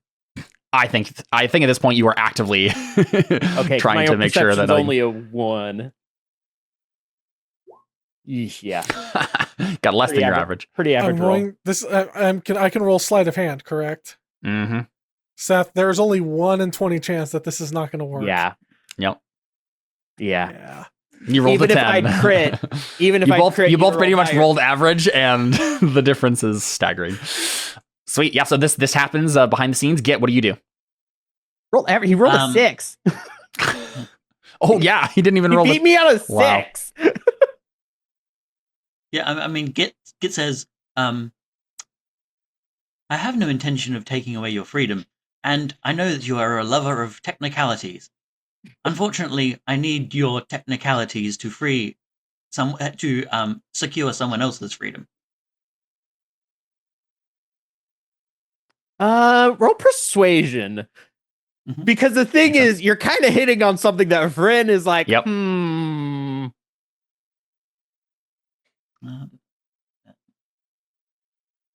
Persuasion.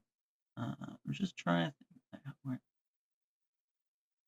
I think Git will like once he's actually found, Git drops the detect thoughts and will subtle spell enhance ability to give himself better charisma. Nice. And then as he lays out this conversation. This is more just more so to see how he responds to this, because Vren is actually. Yeah, I know that this is not necessarily going to be like a big thing, but this is like Git's process for how he interacts with people. Mm-hmm. So it's probably how he goes about it.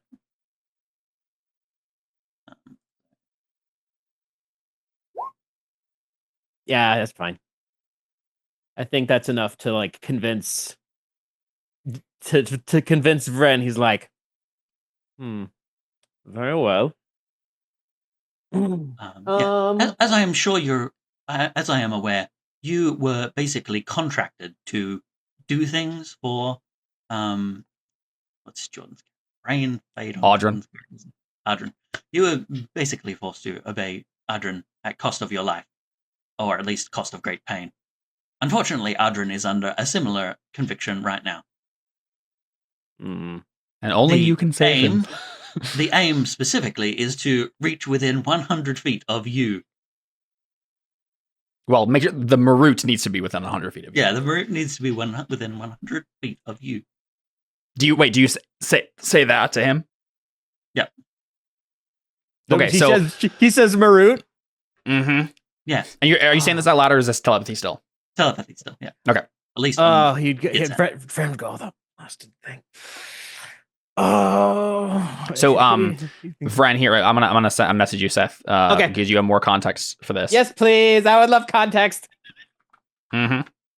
It only would have mattered up to this point. Okay. Or after this point.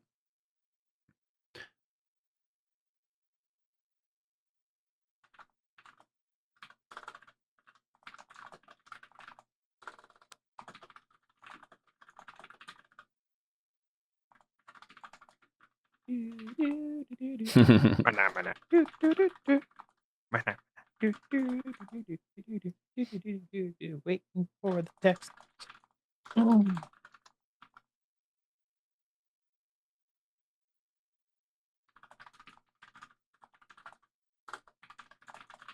Yes, friends.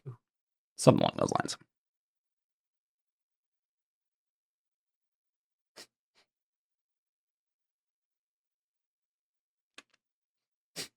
So one of the reasons that you came here in the first place is because you thought that little part of it was taken care of.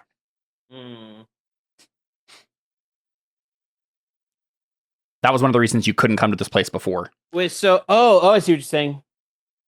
Wait, so let me make sure. So right, so anytime you came to the Drow, this situation was coming up, and so you couldn't ever investigate this stuff. And so when he says that, you know that the loophole is gone. Wait, I'm not sure I understand that. What do you mean exactly? I sent you a message. So, Mm-hmm.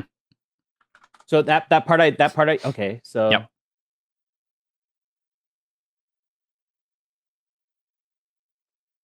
I'm not sure I understand this part about it. Trying to. Oh, I see.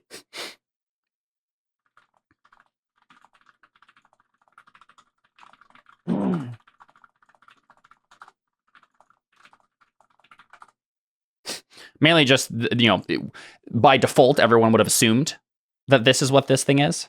But as soon as you hear those words, what exactly it is. I guess I'm not sure I understand what it's after me for then, I guess, is my point.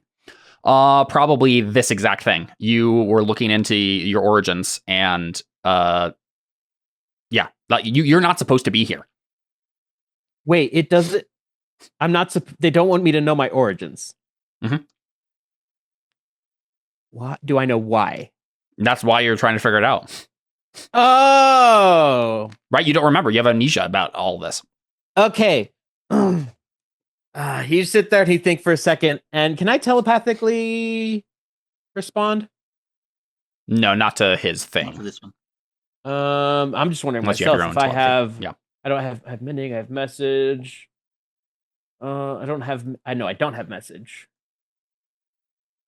Wait, is this... What is this one? Nope, that is an attack. Because I thought there was something I had that let me essentially communicate telepathically as well, unless I'm thinking of the wrong character. I've played a lot.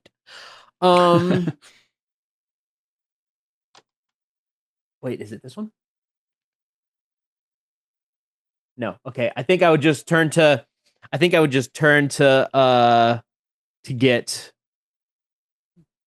and say, if we could speak, looking to the other ones privately. I think there is some information that Aldrin might appreciate knowing. So at that point, Kyrlin, he says, just who is this usurper exactly, traveler? Is he talking to me or them? No, to get. Mm-hmm.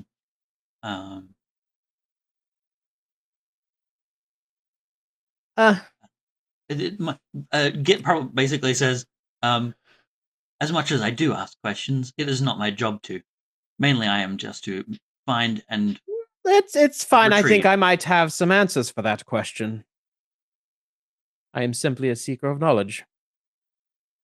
Knowledge which I am kept from... knowledge I have not been privy of. And from the sounds of it, knowledge that I might still be privy of. Kyrlin draws his scimitar at that point and holds it not right to your neck, but like towards your neck, like still a distance away. Right at this point, but he says, the drow that I see before me, I have known for 2 years now. You are not who you say you are. So who are you? He's like, oh, I thought this body was clean. I think how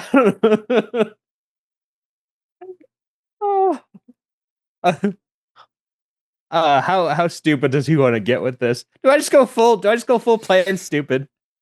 Usually Vren would be smart about like thinking about, but I think like the Ebony Brigade or whatever he said that they were, like they have tight enough membership that you would have had to have stolen someone's body and not just right. Not just made up one. I'm trying to quell his emotions, but I don't have quell emotions. Well, you just gotta tell him, you have quell, dude, quell. It's me. You do have Charm Monster. I do, but I don't know if I want to be casting a spell because it only lasts less an hour. We are not fighting him. Mm-hmm. I think and like, if you can subtle spell turn to the say and like stand down, sir. This is not your jurisdiction. Wait, who? Oh, you're going to say that? Yeah, he's saying that. Stand down. This is not your jurisdiction.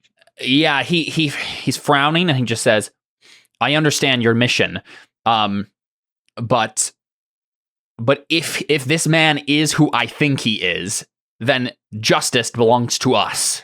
So wait, okay, so I would say I probably wouldn't have said what I said earlier if I didn't realize that I was, if it was like knowing that like I had picked a body that was already existed that he knew. So where are we backing up to, and what did you say instead? I was like, say, who is this person? Like, I would not have said that I'm just a seeker of knowledge, that sort of thing. Oh, sure. Yeah, you try to be like, yeah, I'm just, It's just I had a secret that I didn't tell you about, but yeah.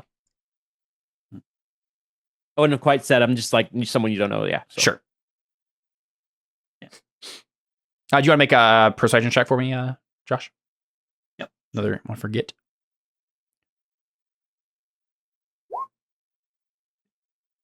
Yeah, with a 22, I think he says, "You're welcome to take him after I get some answers." 1 second. Speak your questions. So that isn't actually what it says on A 22. the tin. Yeah, I've got this. Oh, nice. So it's actually 27. 27. Okay, nice. Okay. Yeah, I think mainly he just wants an answer to the question. He doesn't want you to like walk away without him like actually knowing what's going on. Like, it's not that he's going to try to take him from you, but he's like, I need to know what sort of how he compromised my ranks. You must understand.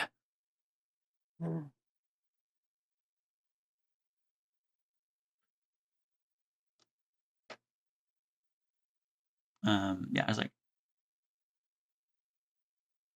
I understand, but as an agent of the Interplanet Justice Association, I need to make sure that the aims of the Justice Association is met first.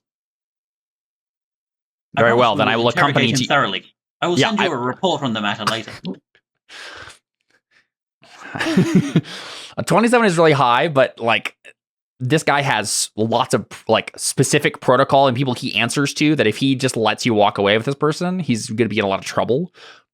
So I think he'd probably say, I will come with you and witness this interrogation myself.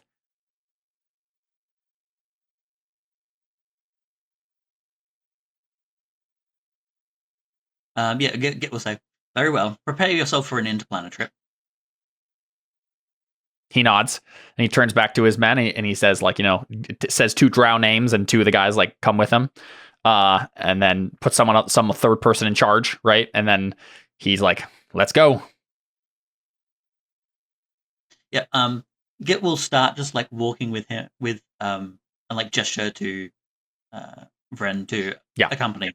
And I'm going to be frantically chatting with him about stuff. I'll probably get him to sign the document, and so just like look like we're making notes as we walk. But yeah, basically we're trying to hash this whole thing out of like a plan to solve the whole issue. Yeah. Mm-hmm. What is your plan then? What do we think happens here? So what does Vren tell Git, I suppose? Yeah, once you get your name in the book, you can basically just talk freely. Essentially that just he's like, look, I didn't do anything. Like, I'm like, how much would he say? Sure you didn't, Vren. I mean, huh? Sure you didn't, Vren. I mean, from what you told me, I did nothing. I'm just a classic thing for Vren to say. I'm not even sure if Phoenix Wright would take this case. I mean, at this point, does he just be honest? Because, like, what's the point in hiding it? Yeah. I think he would say, look, I'm here to find out who I am. I don't know. Like, does Vren know, like, what he was let me just give a little bit of information. This is what Vren kind of informs you about. Yeah. So Vren has often come to the Shadowfell in an attempt to find out why he is a changeling. When he became a changeling, he forgot who he was. He knows that he likely was a drow at some point before that, and then got transformed somehow, but doesn't remember his time before that. And he thinks that he can find out more about what he is and where he comes from, and like how he got transformed and whatnot, here at the Wells of Darkness. He thinks there's something about something here, either from the drow themselves that he could pick up on, or from one of the wells that he could learn about to figure out a little bit more about like what is exactly going on with him being a changeling. He knows that there was some sort of like ritual that was performed on him to make him into one. So he's trying to figure out stuff about that, and so he's here to do that, and has hidden himself among the ranks to do so. And what else would you share with him? That the contract that this guy I keep wanting to call it a Modron, but it's not a Modron. The Marut. Marut. The contract that the Marut is trying to essentially act on is an expired contract. Like it's a contract that already went through and is technically over, and it's not even valid anymore. It's going off of something like that's not even a valid contract. Yeah, maybe and at least Vren thinks so, right? Like Vren's like, as far as I know, like I should have gotten away scot-free with that whole thing. It's still chasing me. I don't know why. Do you share the other piece of information? If it's going to save my life, yes.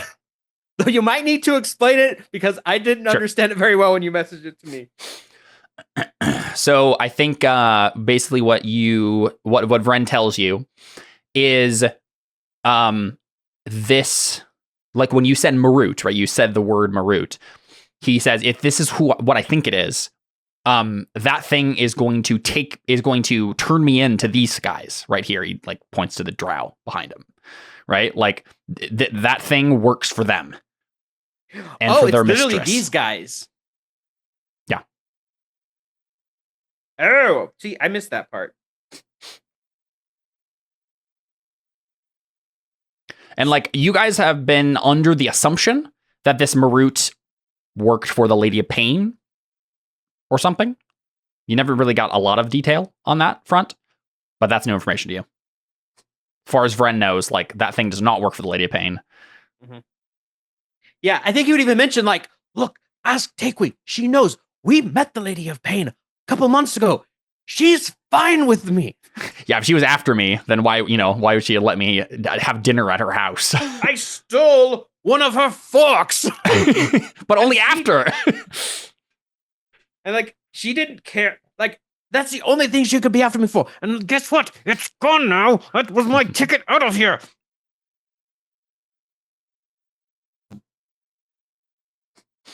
How curious. Curious. So yeah, he would just pretty much tell him everything because like now's not the time to be secretive. Do you share the last bit about the? Isn't that everything? Their leader. Oh, I thought I did share that. Is the leader? Is that leader here? Not necessarily. But the drow serve a Lolth, the goddess of spiders, also known as the Lady of Pride. Oh, so yeah, it's another lady. Okay. Mm-hmm.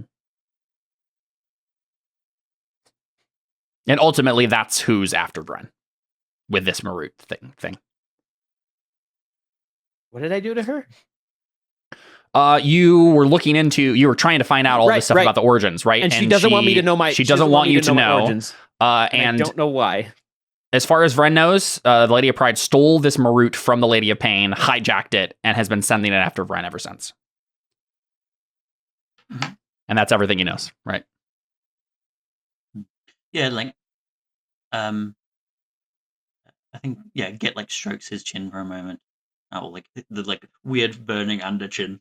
And he like writes in his book again and writes a message to Anna. And says, new details have emerged. Sounds like Marut was stolen from Lady of Pain? ? Does she know? We get a shot of the Marut just like still staring at the fortress. For her, it just appears in the mind. It's like the right. It's just Get writes in it. That's how it works. I guess I kind of would just look at the Marut and be like, "Who do you work for?"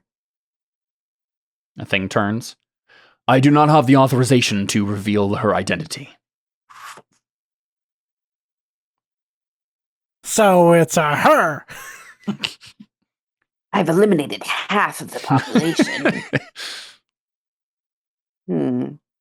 I kind of just like think back to Git, and I'm like, he's not authorized to tell us to confirm this information, which makes me think that it isn't the Lady of Pain, and that we were wrong all along. I thought he had told us it was the Lady of Pain. He did. Oh yeah. I think he did. I think he was probably just lying, actually. I figured this out posthumously, right? After we had gone back and forth on what exactly was going on with this thing. So maybe instead he just says that. I think that's actually a little more likely. He would just continue lying if he's been programmed to lie. I think it just turns into says, I work for the Lady of Pain. I'm planning to bring Vren back to the Hall of Justice. He probably thinks he works for the Lady of Pain. Yeah, as far as he knows, right? Yeah, is there like a way to like unhack him? How does that work? I mean, Anna certainly does not know this. Whoa. I spent my time hacking at the monastery. Little nerd girl on her computer. And they're trying to get me to... Never mind.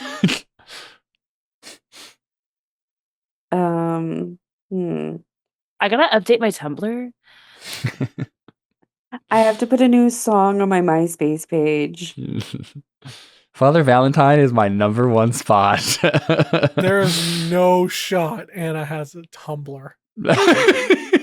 No. Jesus has my number one spot. Dragonborn Jesus. Yeah. Well, Dragonborn Jesus doesn't have a MySpace, so Dragonborn Jesus, then Tom. How silly. So this guy's lying. He doesn't know he's lying. Or Vren's lying. I mean, like, also a large possibility.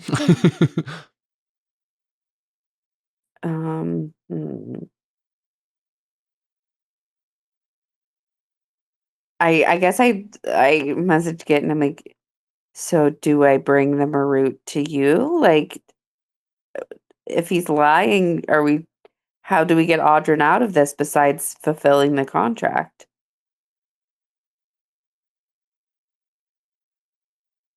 That is what I'm wondering. We could hand him a scroll of plane shifting, but then that, doesn't really bode well for us. It just has to be within 100 feet. Once he's within 100 feet, it doesn't matter. So we just get it within 100 feet, and then we all blast him to bits. I actually do have an addendum to that, mainly just because of an ability he has. It's within 60 feet. Still. Does the Marut have to be aware that Vren is within 60 feet? Basically, he has to be able to do his ability where he tries to he makes you do a charisma saving throw and teleport. I have an idea. Vren shape changes into either Audrin or Git. So he goes there, gets within 60 feet. The thing doesn't know what to do because, like, well, which one is it? Gets within 60 feet, and then we just gang up on him. Well, Evelyn's like, no, we're not fighting this thing. Or we plane shift out of here. Or you can plane shift out of here. I do have.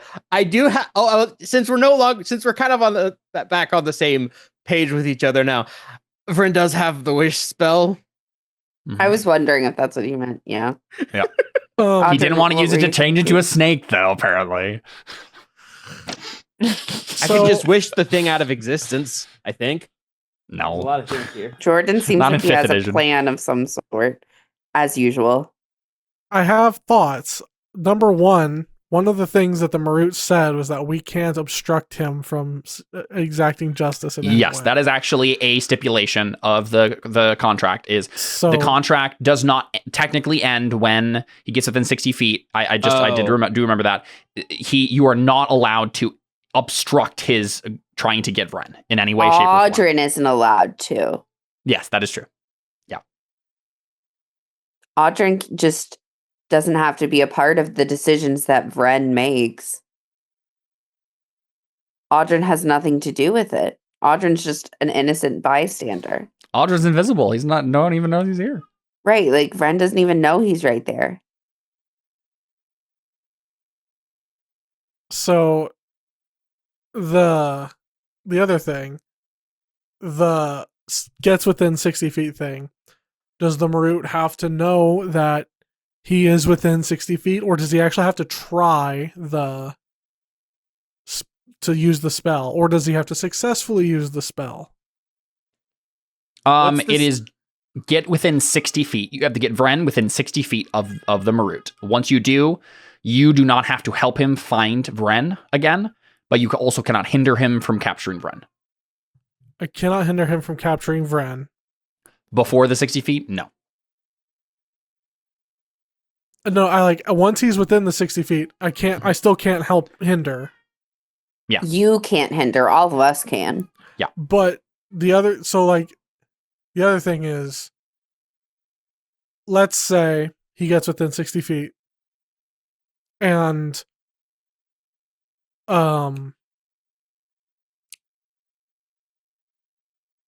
let's say Vren or let's say somebody uses Dispel Magic or something like that and makes it, I don't know if it's an ability or whatever, but assume it's a spell, assume Dispel Magic gets rid of it.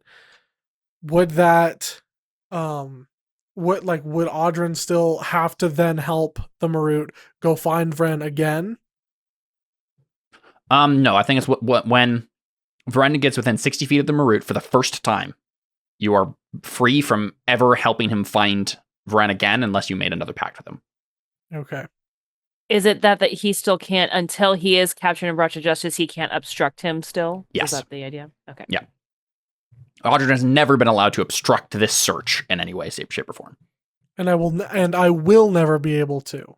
As long as it's still ongoing. I imagine that the contract would be such, if he did capture him and Vren escaped again, you wouldn't necessarily be bound at that point to not hinder him. I don't think it's an eternal, you can never hinder this Marut from ever trying to capture Vren.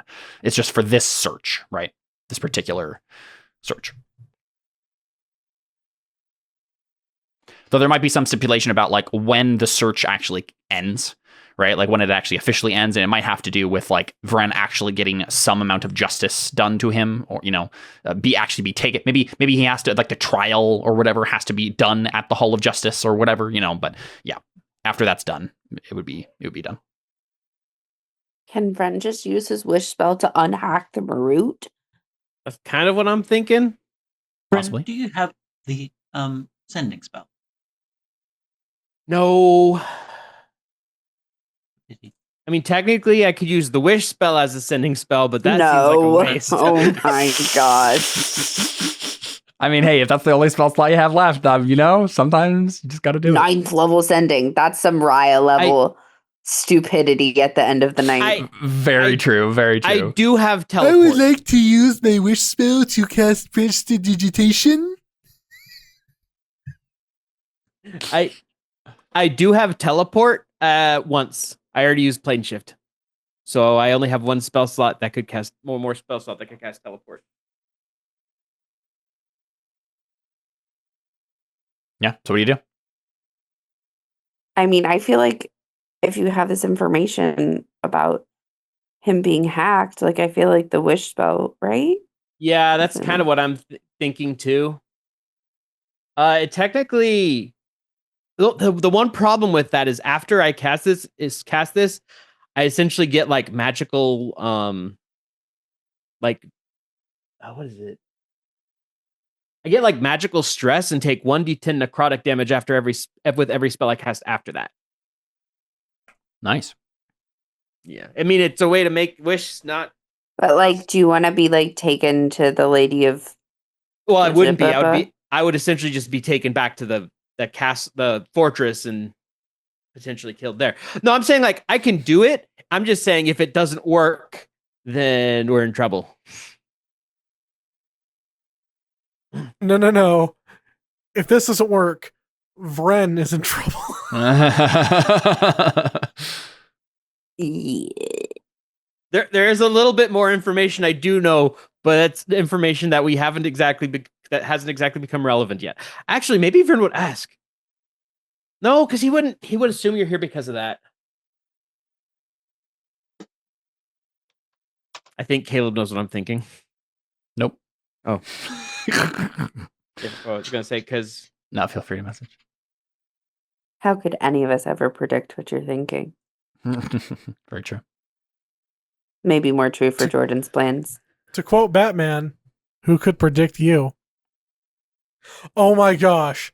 Vren is totally the Barry Allen of Terra Invicta. Agreed. I don't know who that is. But Anna is the Flash. That's the Flash. She's the one who. That's true. Yeah. True. So Barry Allen isn't the Flash. Yeah. Barry, He's just Barry Allen. He does everything special. Just Barry Allen, yeah. So, no, that Caleb is the info that he technically knows that. Oops, Mhm. sorry, wrong button. I like to think of Audrin as Terry McGinnis. I guess I'll ask: could Wish work for trying to unhack the robot? As far as you know, yeah. Okay. We make our contract. Would it? Good. Sorry, while that's happening, Git sends off a quick text message to Damien. Okay. What do you say? I don't have advantage because Audrin's not technically helping me, even though he's right there. Yeah. I mean, I can help you with Arcana if you want. That's easy. Oh, true, flexible. You have Arcana trained? I have plus 14 Arcana, so yeah. You have plus 14 Arcana. You make the check. Okay. I have plus Yeah, 6. Vren's giving you this idea, right? And you can confirm whether or not it's going to work. Yeah, that's it. Yeah, so Git's message to Damien is like, Yeah. hey, you know the Lady of Pain better than us. Like, have you got a way of contacting her? If so, can you tell her that one of her Maruts has been hacked and we know exactly where it is? But yeah. Yeah, I think we see Damien and the rest of the Agents of Pain, right? We get a shot of them standing on the edge of a well, a well that has stonework around it with green runes. And Damien nods and he looks around and we see again we see Tanaka and Henry there, right? Like hanging out, and they're looking into the well. And we see what's his face? Ronan basically say, yes, I can get in touch with her. Sure, that makes sense. She would want to know, and then we cut back to you guys. I think I can make that a little better. Let me double check. No, Silvery Barbs does not do what I was thinking. Yeah, with a 20 Arcana here, Git. So you know that a lot of times constructs, they have what's called a mutable form, which means you can't use magic on them that changes their form. You're not entirely sure if this counts. It might. And the other thing that you're considering is if the Lady of Pride herself specifically did this, then it's possible that no matter what, like God magic is going to override any attempts that Vren is going to, but you don't know any of these things for sure. It's up in the air. It is a wish spell. Yeah. Do you want to post that for us, Seth? The wish spell? Yeah. I already did. An accident. It's the last thing before the Arcana check. Perfect. Duplicate any other spell.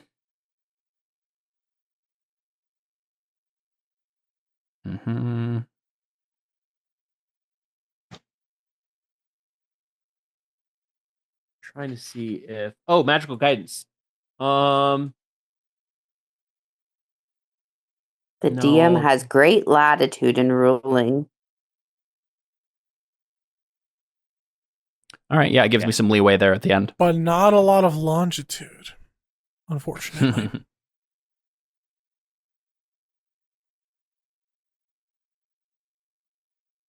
Oh, yeah, nice. Okay.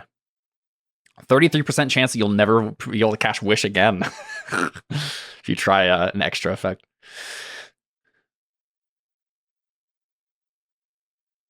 All right, yeah. What are we doing?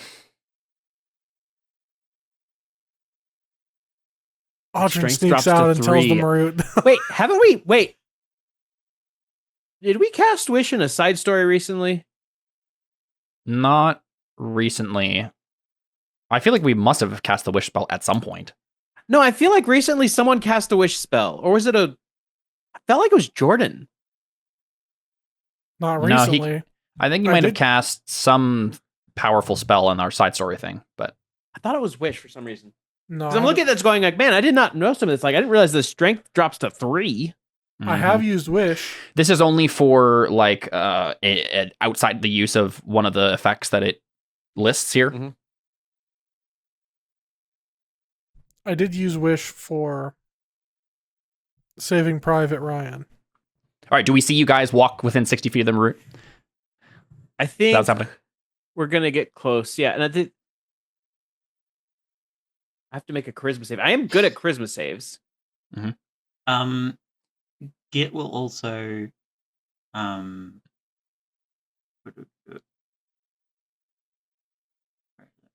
on. Is that one guy still following us? Yep. Okay. He and two other drow warriors. And probably there's a retriever following them.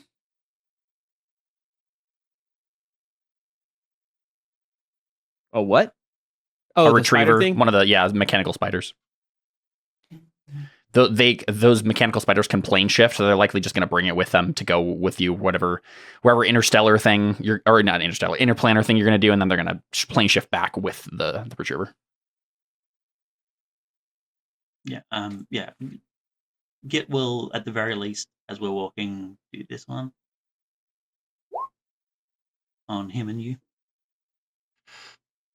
Nice. Advantage on your saving throw. Okay. All right, let's do this then. We see the rest of you, right, like hanging out on the path here. And you see this group walk towards you. The Marut steps out and starts and probably says aloud, right? Audrin. Actually, wait a second. I think the Marut might have true sight. Let me check. No, it doesn't. Okay. It just says aloud, Audrin, if you can hear me, I thank you for your service. In a moment, our contract will be ended. And you're saying this as I'll it's walking bardically closer. inspire you. Nice. For the lol. Also bardically inspire you for the lol. Okay. All right, let's make initiative rolls here. I'll drag some tokens out real quick so we can get just to see the order in which these things occur. Oh, that one's not set up properly.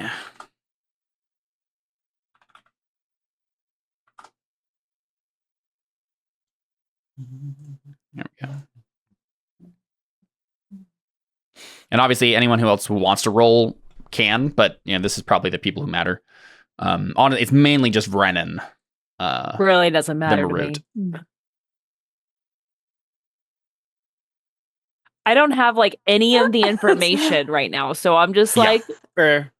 yeah, He's like, just take Red, it's fine. Yeah, I mean, does He anyone probably feel- did Also, don't have something to any of the deserve information. this. I don't even know that the thing's been hacked True. You haven't been sharing. You haven't been. Oh, you can't actually. because do this I'm thing. right here and I can't hear anything. And Do it's I not know like you're I there, can though? message. yeah. I've just Do I been know chilling. So. that you're with us, though? Well, does Git know that you're with us?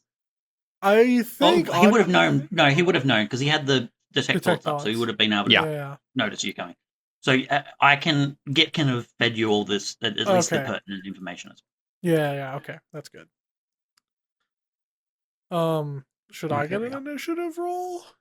Oh, if you want to. I'm not sure what I would do. Nice. All right, you get to go before the Marut does. Probably Bran, you cast and wish. Cast and wish. Cast a 9th level spell, and then instantly. What is your specific request? I assume you're not just duplicating another type of spell. No. Be careful because Caleb is a genie fae. Mm. Be careful with your words.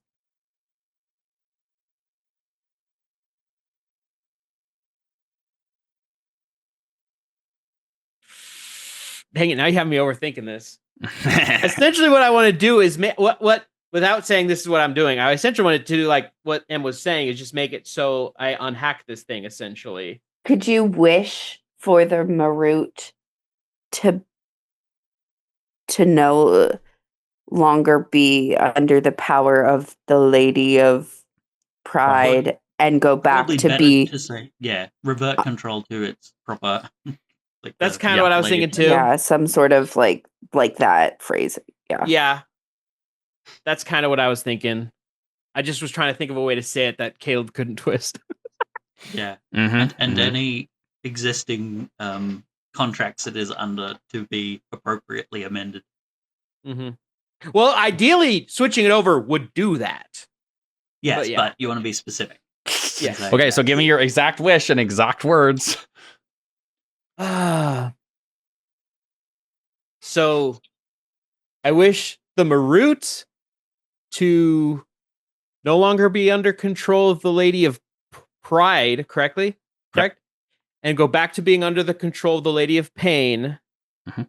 And all contracts it's under be corrected to correspond with that. Okay. Give me a moment while I think if there's a loophole in here. I mean, because let's be real. It would be so poetic if a loophole in the way you word this is your downfall. Well, because now at least, like, if you still get taken to the Lady of Pain, I wouldn't mind going to the Lady of Pain. Right. That's I'm just kind of like, you could still get taken and like that just kind of be. Yeah, I kind of like that. As like a kind of a send off for Vren, at least in this adventure, right? Is that we. Okay, so help me crowdsource this, guys. Let's put our storyteller hats on and figure out what is the most fun thing to happen here. It does make sense. I think there is a strong likelihood that the powerful magic of the Lady of Pride, it makes this impossible. But it's also kind of boring to just have it fail. Mm-hmm. The more interesting thing is to have it succeed with some sort of cost. Well, I think that makes sense. I did wish for the contracts to be amended accordingly. The contract said he needed to bring me to the Lady of Pain. So he's like, okay, I'm bringing you to the Lady of Pain. Then he goes to the Lady of Pain. She goes, why are you here? I like the idea that. I also like the idea that like. I kind of like the idea that Vren has been sneaking around here for at least a couple days, right? Yeah. He probably has some insider info on the Lady of Pride. And that's something the Lady of Pain wants. I think that she's probably has been keeping. She probably is like, yeah, I want him. Bring him in. Well, that was my thought. But go ahead, Josh. Yeah. Yeah. So I think that because there is still a contract, then I think that we have the Lady of Pain in this new rewritten version still has a reason for that contract to exist. Yep. Like she also doesn't want you investigating it for some reason, and maybe you can make a deal with the information that you've garnered for that no longer to be the case, that she's actually holding you to that. Given something I know, I don't think the Lady of Pain would also not want me to know. Given what I actually know about Vren's past, I think I have an idea of why the Lady of Pride I think the most likely scenario here is the contract has changed to be with her, and so this is actually going to go how you guys thought it was going to go the whole time, which was he's going to be taken to the Lady of Pain for judgment. But what's going to end up happening is the Lady of Pain doesn't actually have anything against Vren, and so she's just going to be like, okay, well, cool. Now that I have you under my sway, and like you are basically here, and I could do whatever I want with you, you're working for me now. Like, and once more, Vren is caught in a contract, and this time it's probably going to be the most airtight contract he's ever been in ever. And he will never get out of it as long as he ever lives. The Lady of Pain would hire Madoc to make the contract, and Madoc. No, the Lady of Pain doesn't need Madoc to make this contract. Okay. She is the master of all. The Lady of Pain represents herself in court. That's true. The Lady of Pain, it has like. Yeah, these are her things, right? Like the Maruts and stuff, like the way they make these deals. This is her thing. So yeah, I think Vren's story, at least for now, ends with him being taken. Here's the thing to consider though. You do technically need to make the save, right? Like you can make the save and then you wouldn't be taken. do we think that's interesting, or do we want it to just happen? I kind of want it to just happen. Maybe this is what goes through Vren's mind is like, wait, I have this information. I do want to go to the Lady of Pain. Well, yeah, maybe it's not even that. Maybe it's this. Maybe it's like part of the consequence of your wish spell here is that you automatically fail your save, right? Right? That makes sense. That can perfectly be within the wish spell's like consequences. It's just it says my strength drops to 3, so if the thing just grabs me, I can't exactly resist. I think that's basically how it goes down, right? Is we see Vren cast this spell, and it seems to work. I think for everyone who's in the know about this plan, like holds their breath, and the Marut stops. Well, I would subtle spell it too. Sure, yeah, but we see the Marut like visibly stop what it was doing, and it's standing within 60 feet of you. And for a moment, I think everyone just kind of looks at each other. Did anyone say anything? Do anything? For a moment of pause.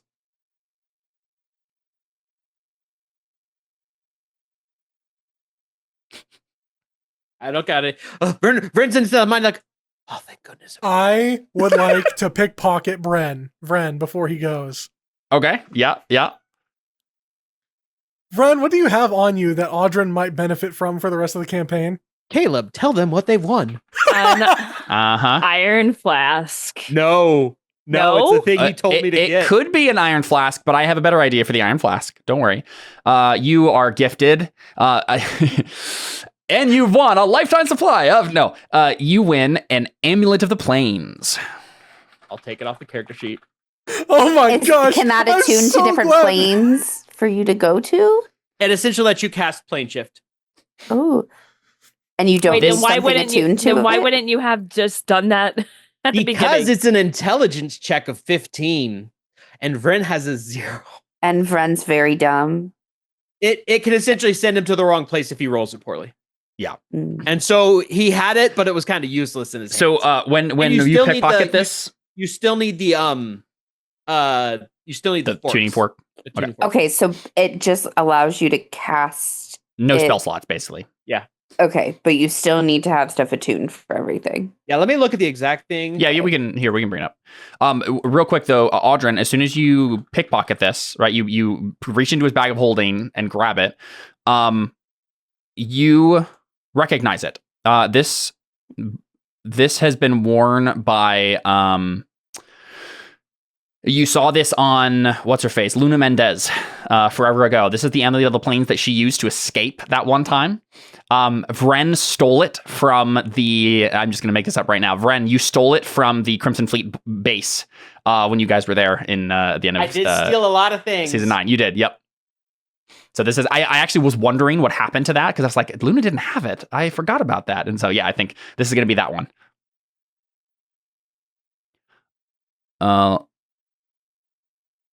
Yes. Oh my gosh! Wait, if the Marut it doesn't is now seem. If the Marut is now going to work for the Lady of Pain, and we can kind of trust him to do a contract, should I take a contract out on Luna? Yeah. So I'm gonna have to manually add this into my character sheet, right? No, I can drag it for you. What is it called? It's Amulet of the Plains. Yeah. I got it for you. Okay. Yeah. So we see that just this amulet being slipped out. And I figured this is how Vren got here in the first place. And also, reliably so. And you guys can then use it, obviously, to get back to wherever you need to go. As far as I can tell, I don't think you need a tune for work. It just says you cast it. I don't think it says you cast it, but it doesn't say it. I mean, it says you need to go to a place you're familiar with on a different plane. Yeah, because it seems like restriction. It seems like it has other restrictions, but I don't think it requires. I thought I saw something in the comment in a comment online saying you still needed the. I could see someone ruling it that way, but I think it's more interesting if you don't have to buy a tuning fork for every specific thing. Who has the best intelligence score? Audrin. Okay. Did you really just ask that right now? I'm just making sure. Do you have attunement slots? Yeah, I mean, it would honestly really suck as a magic item if you had to do this intelligence check and you still needed like the material components for every single possible plane you wanted to go to. Like, yeah, that's boring and lame. So you do have to be attuned to it? As far as I believe that the restriction is you have to be familiar with the like. All right. And you have to make the check. Caleb, we're gonna work on Audrey. You gotta upgrade your my attunement slots or something, or just like learn like ideal scenario would be Audrey learns how combine.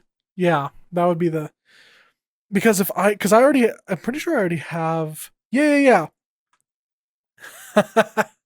So I have what's it called? Let me grab it.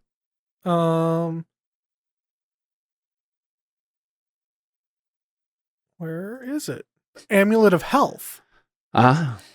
So if I could just combine both of the amulets. Amulet of the Healthy Plains. Got to meet up with Ronan again and do some more magic shenanigans. Cool, yeah, but anyway, we see right before this happens, in that pause, in that moment of silence, we just see like this amulet like appear in midair, right, as it gets drawn out of, and then gets tucked away in Audrin's pocket, right, and then it disappears again. It's so funny that you asked to pickpocket him, Jordan, because I know. Like literally that was the only way that you guys were going to get that. Yep.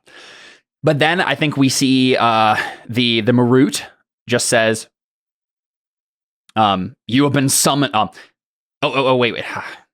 I literally looked this up and then didn't actually follow through. I gotta.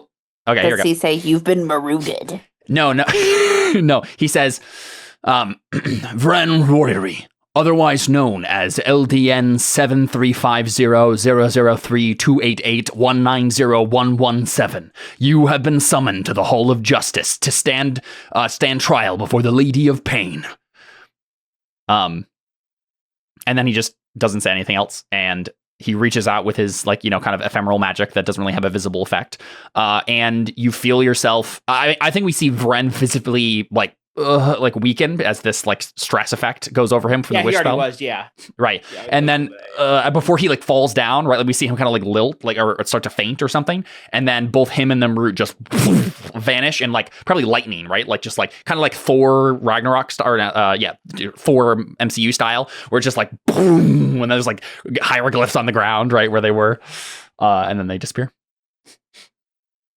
Git pulls out his book and writes out, "Did you arrive at the right spot?" Surprisingly, yes. And it's at that moment that the drow all grab their weapons out and say, "Did that Marut just say Vren Royery? Who are you? What are you doing here?" And it's at that moment that I turn both of us invisible. Well, no, you guys are standing like. Is all the rest of you? Did you guys like stay hidden in the back? I thought it seemed like the rest of us were all kind of there. Yeah, that's what I was assuming. Like, but I guess it's technically true that like the Marut was walking forward, so you could have not joined him, right? I think it made sense we'd have stayed back. I don't know. Deli's better at it from afar. Up to you guys. I can see it both ways, and we didn't say one way or the other yet. I imagined the Marut approached like on his own free will, and then everybody else is just like, what is happening here? And Audrin is like inside, invisible, and like right next to where Vren and everyone else is. Yeah, so I mean, I'm imagining that you guys were doing this right outside of the fortress over here, right on the path. So you guys walked out of the fortress. The Marut was walking towards you around the bend, and you guys met in the middle here on the path. Okay, I see. And so the rest of you, the thing that I actually am remembering though, you uncast enhance ability on Surge and cast it on yourself instead, right? Correct. Yeah. Which means technically his stealth is now a 17 instead of a 27 or whatever, or a 16. In which case the passive perception of these guys would notice them. So I think it's fine if you guys want to have not come up, but I think they know you're there. So you guys can be some distance from them, like behind the bend, but I think they can tell that there's like, they hear like, you know, Surge clanking around back there as you guys try to stay hidden. And so they say that, right? Like, and they're mainly saying it to, you get, right? Like, like, if he's been here, then our whole operation is compromised, right? Like, what other doppelgangers came with him? And then what do you say? Or do it? Yeah, you can turn yourself invisible if you want, but yeah, I mean, Git just says, if you wanted him to see justice or to be destroyed, he is now the property of the Interplanet Justice Association. He will meet with justice. We are under orders to bring Vren Royery to the Lady of Pride as soon as possible. He is not allowed in the Wells of Darkness. Or anywhere where the Ebony Brigade holds sway. Well, he's not here now. Yeah, So I think your problem solved. He is no longer here. You cannot fulfill your duty because your orders are now bunk. Meanwhile, I am under a emphatic decree that he must find justice in the Interplanet Justice Association. I think probably when you say that, the guy just like shakes his head and sighs, and he says, "You're right. My duty to apprehend Vren Royery is no longer relevant. However, my duty to protect this plane is." And of course, that is when they're going to attack you. And you guys are very close to this fort too, so they're likely going to attack you from there as well. And unless you have a way to get out of this, I think this might be where we end our session prematurely so that we don't get into a giant fight half an hour before we end. Or we do combat with the 6-second rule. We could plane shift out of there. Yeah, that's true. Again, you could try to get out of this fight, but I think they're going to attack you. Is it they, or is like the main captain guy about to go back and tell people, hey? So as a reminder, you guys are like 35 feet from the gate of this fortress. Right? The distances here are not very great. So what is likely going to happen is they are going to attack you, right? It's this captain guy, his 2 drow warriors, and a retriever. And then it won't be long before the rest of the fort comes out to join them if the captain is like shouting to like, come to me, right? Like we're fighting now. So what if the captain didn't get a chance to do that? Perfectly relevant. Yeah, how about we do this? Let's make a couple of initiative rolls just to see how the beginning of this goes. Well, I mean, you just tell me your plan. Tell me your plan first. My plan is to vortex warp him up over the pit, let him fall down into the pit, and then he can get eaten by snakes. How far can you vortex warp someone? 90 feet. And then what would you do after that? I mean, we just kind of like walk away and then we regroup and then properly sneak around everybody. There are a bunch of other drow right in front of you. I was about to say, just because the main guy's gone doesn't mean that we're not going to get attacked. If you have some sort of spell that can like teleport you guys all instantly or make you all invisible or something like that, then that's one thing. Or if you can just run really fast. Oh, we have one. Oh, so me, I'm good. You have one. Wait, if you want to avoid the combat, it's fine. We need to actually have a reasonable plan that will actually allow that to happen. Otherwise, we're just doing a fight.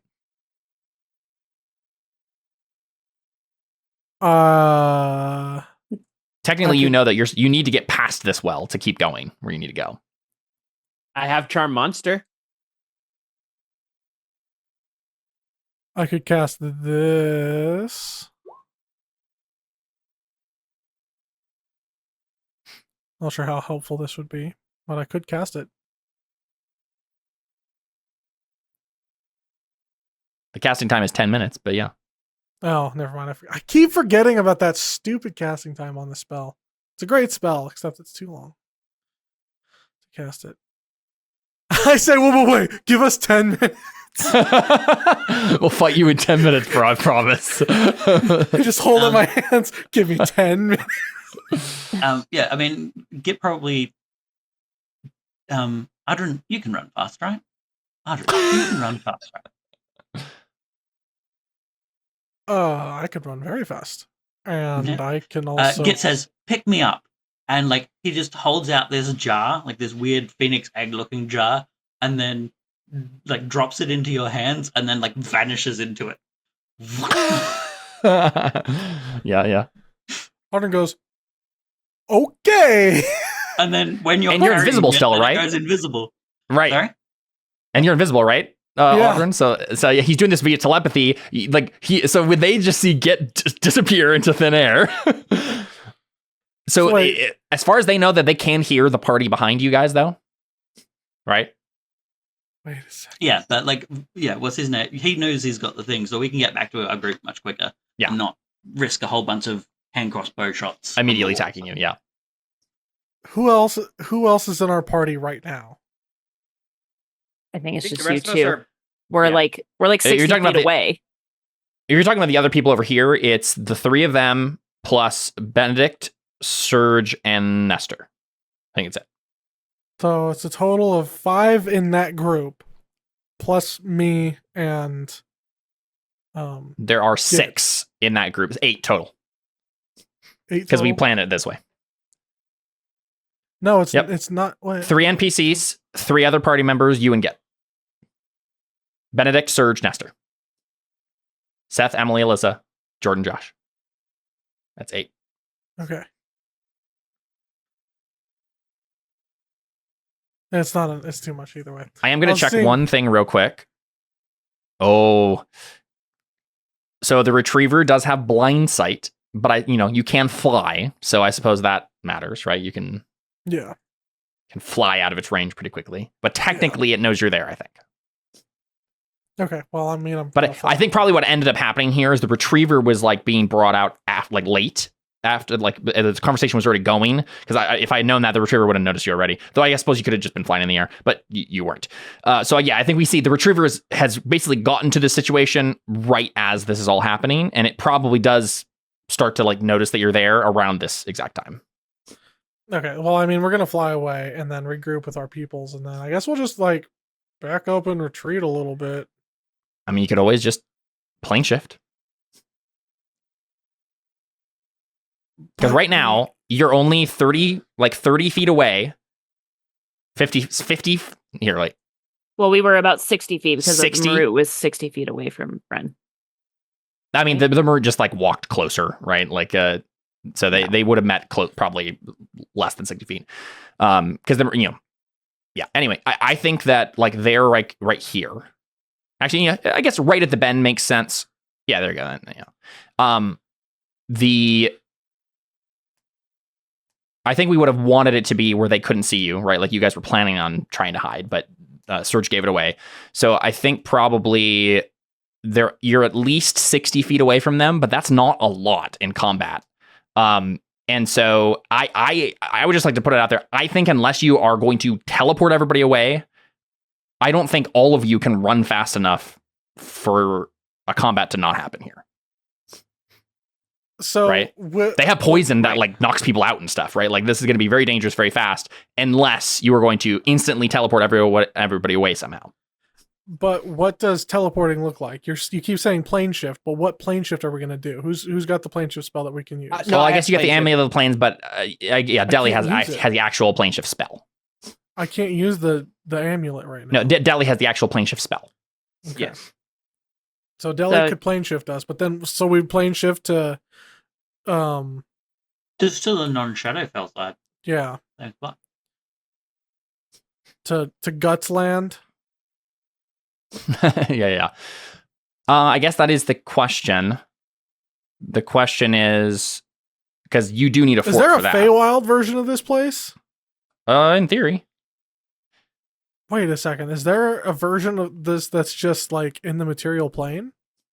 You don't know? You don't know how far it goes. Can I do Arcana? an Arcana check to figure that out? Yeah, go ahead. Just a quick guess from Aldrin.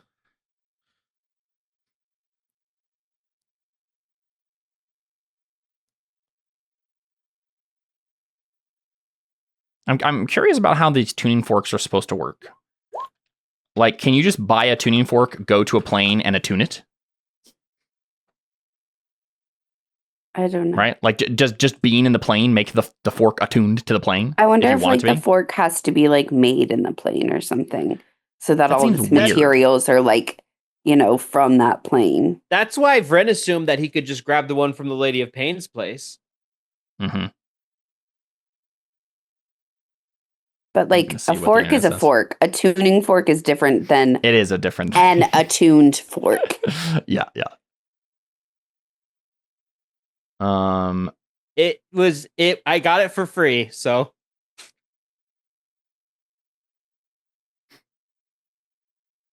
Maybe it's something like, I think likely the default answer is, yeah, like made from that plane, is specifically crafted for that plane. But maybe there's a type of tuning fork you can buy that you can bring to a plane and attune it. Like it's kind of like a skeleton key, a skeleton tuning fork, but you have to like go to the plane first and then attune it to the plane. Oh, of course. It's a tuning fork, like a normal instrument tuning fork. Yeah, instrument tuning fork. So theoretically, if like you just have to know the frequency of the plane. That's the idea, right? So you can make one on any plane.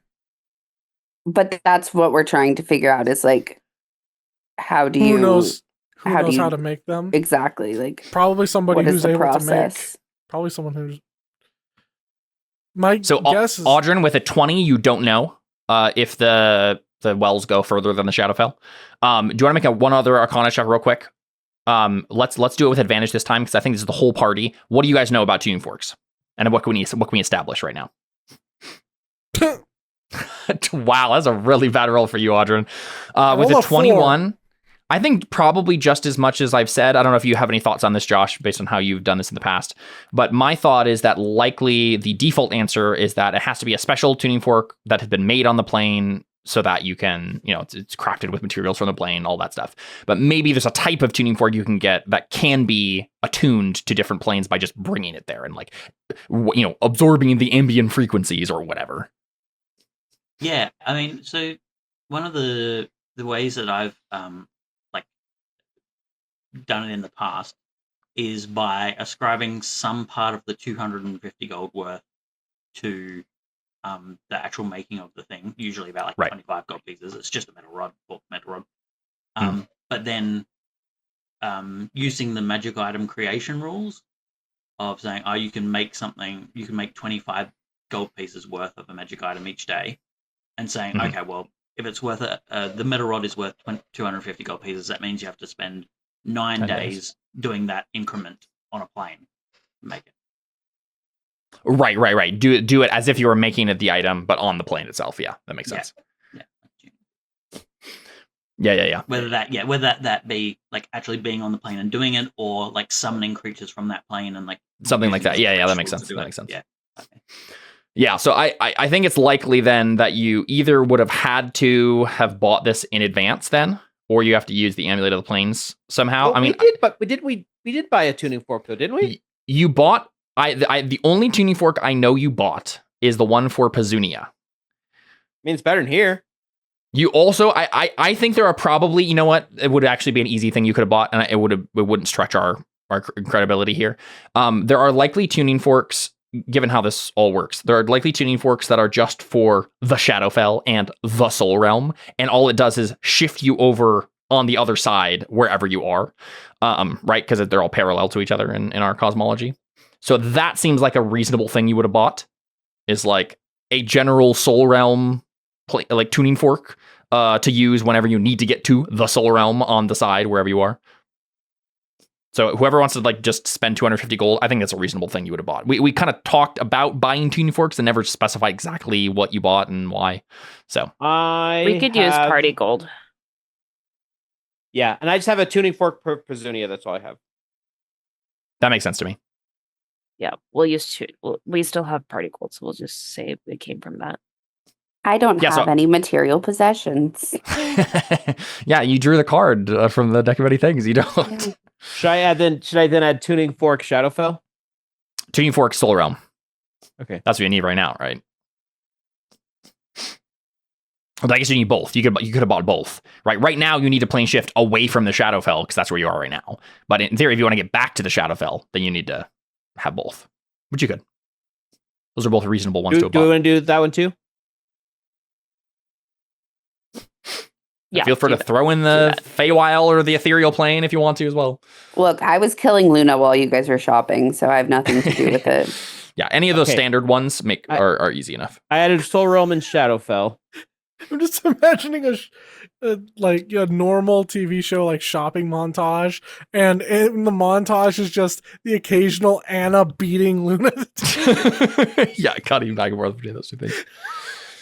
So this is actually a great. I like this a lot. I think we see Audrin. Well, I guess we don't see Audrin. The retriever seems to react to Audrin's presence, but by the time it tries to like go after you, and the other drow are like, "What's going on? What's going on?" We see this. Do you vortex warp that captain? We see him. You fall into the well, and all these snakes start biting him. So that all happens. I think that's great. And then we see Audrin fly very quickly over to the party, and you can just say out loud, right? Like, Deli, plane shift us, right? Well, we have to all join hands. It's a stipulation of the spell.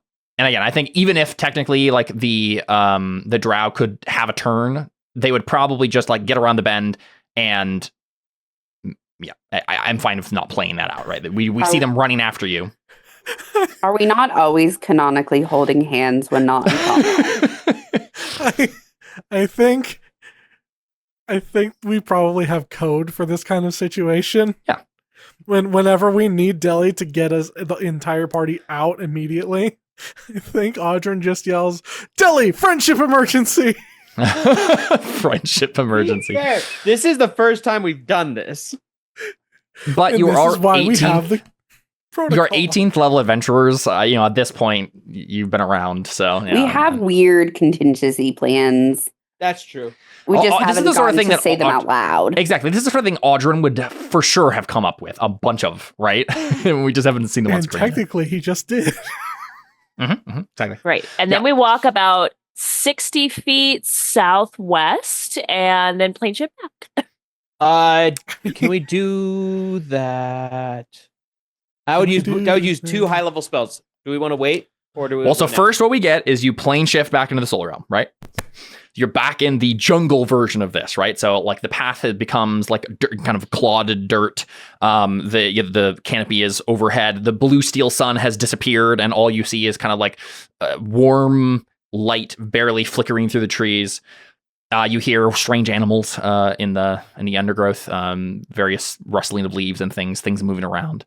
Nothing immediately jumps out and attacks you, but you do see the well up ahead of you, right around the bed. You see the well on this side, the soul realm side, and you actually see standing before it. On this side, there's no fortification, right? It's just a well in a clearing.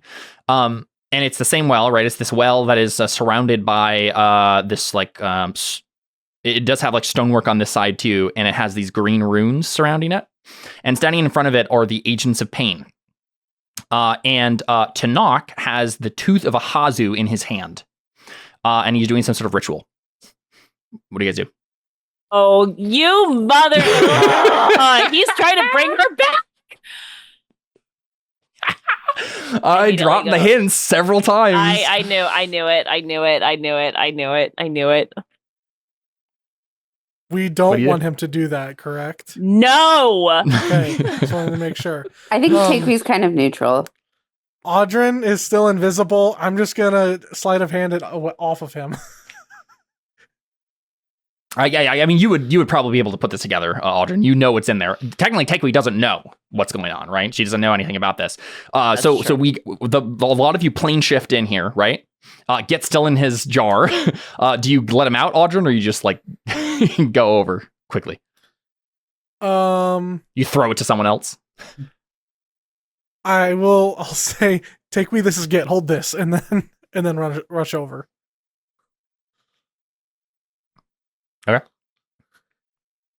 Audrin, make a stealth check for us. I'm invisible. Do I need to take a well? You do do it with advantage. Okay. I'm gonna see. So 22. Okay. I'm gonna see what the Agents of Pain. How long does Pass Without Trace last? An hour. Well, an hour. So 32.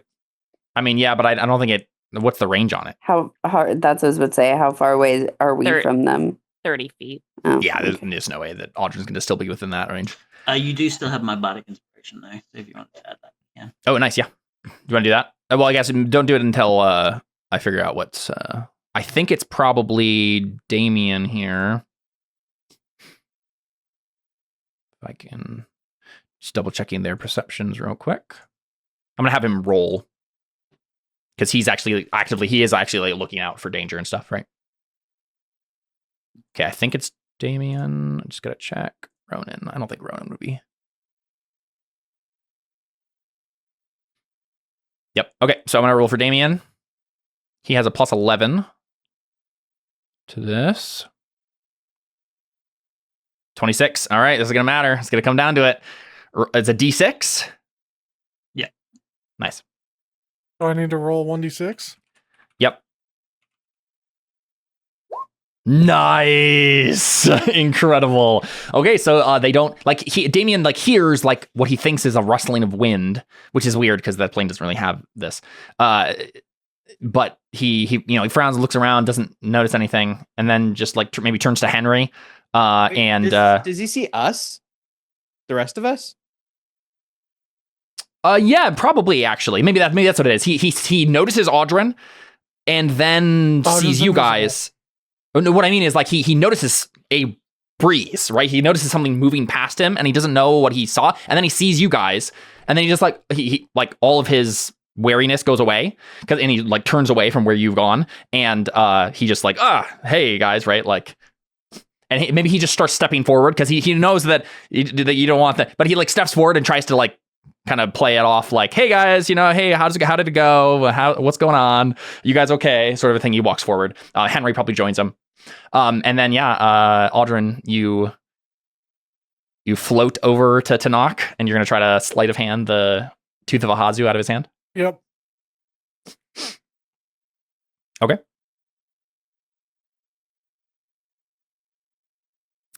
I probably need. Glad my boyfriend has my back.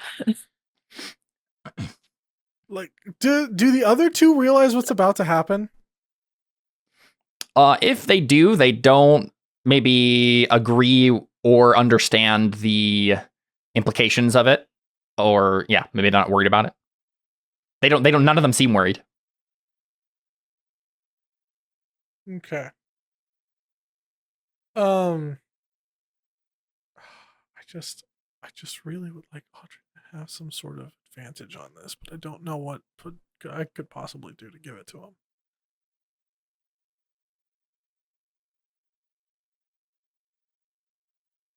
I'm double checking to see if he has any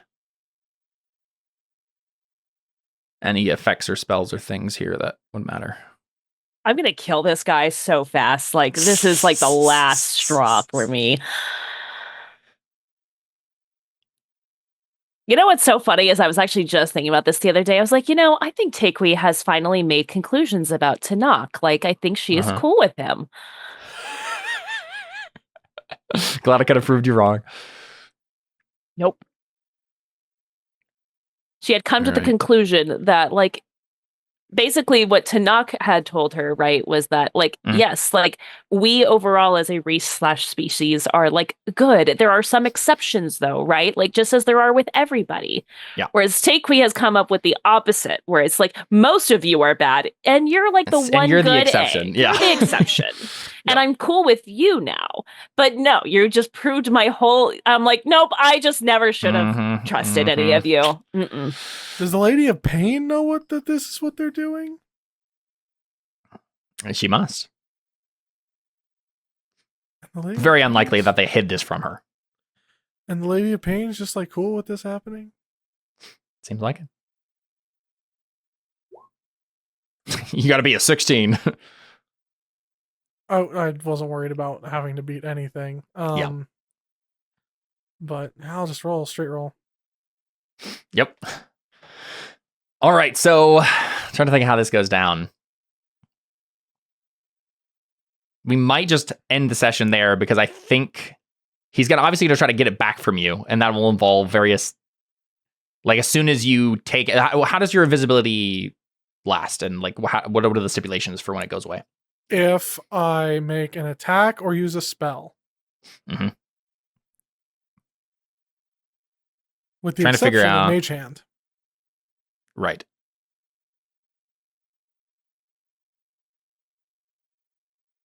Trying to figure out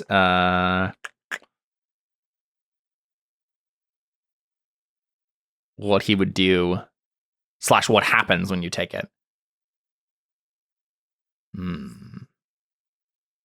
I mean, I rolled pretty high against him. Does he even realize it's gone? Yes, he realizes it's gone. This isn't Skyrim. You can't steal his clothes off of him without him knowing. I mean, he's holding it in his hand. Pickpockets exist. Yes, but he's holding it in his hand. You can take it out of his hand. That's fine, right? Like he didn't have a tight enough grip on it. He wasn't expecting you to do this. It's suddenly gone and it disappears.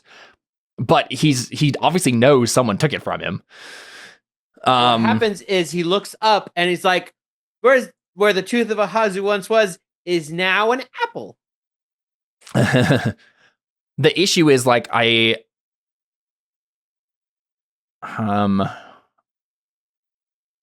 Yeah, if you're using a hammer to hammer in some nails and someone suddenly steals the hammer, you don't go, I'm pretty sure I was still hammering it with my hand. What was I doing again? I guess I'll walk away. Well, exactly. Must have been the wind. The way that I was about to say that. Sometimes people drop things. I don't know if you guys have ever held something in your hand and then it suddenly is gone. Jordan, here's the thing. You can't judge me. Never held a thing in my life. I have servants for that. I have people to do that for me. So I just can't relate. Most of the things that he could do in this situation, as I'm just thinking about like the immediate response, are things that like he has to see people to do. The one thing that I can think of that he could do immediately in response to this as his next action would be to dispel magic, which doesn't have to be like, it's just a magical effect within range. I don't know if he needs to, he could just guess, but like, again, there's a lot of guesswork happening here. I don't know how quick he is on the take here. He sees it disappear and he obviously suspects something has happened and someone has taken it from him, but just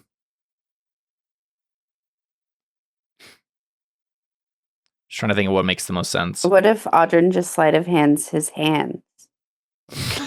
Then he can't even cast spells, you're right. He can't hold things if he doesn't have hands. That's my problem. Oh, I know what happens. Of course. You did the ritual wrong. That's what happens. He's already in the middle of the ritual. Once the tooth of Ahazu is no longer in his grasp, the ritual fails. And that means it gets worse and not better. Uh-oh. And so you take it from his hands and he stops and the magic words that he's been saying falter. And his eyes widen and we see Ronan next to him. Also his eyes widen. He goes pale and he says, no. And they both look around and I think Ronan guesses it. He says, Audrin? Because he sees them behind. He's like, you don't know what you've done. And then Tanakh is just staring down into the pit. And, similarly to the other side of the plane, you hear this slithering of snakes. And then before, right, you heard this kind of like, it's this multiple of these sounds, right? Lots of different type, like individual slitherings. They seem to coalesce into one large slithering. And we see eyes, glowing green eyes from the pit. And we will end our session on that because I need to figure out what the heck you just did. And I don't know. Yes, necessarily. But we'll figure it out. I will literally kick all of them in the pit and let them go beg for mercy from Lichi of the Jade Skirt if they want to. Nice. Like they can go hang out with her and have that fun.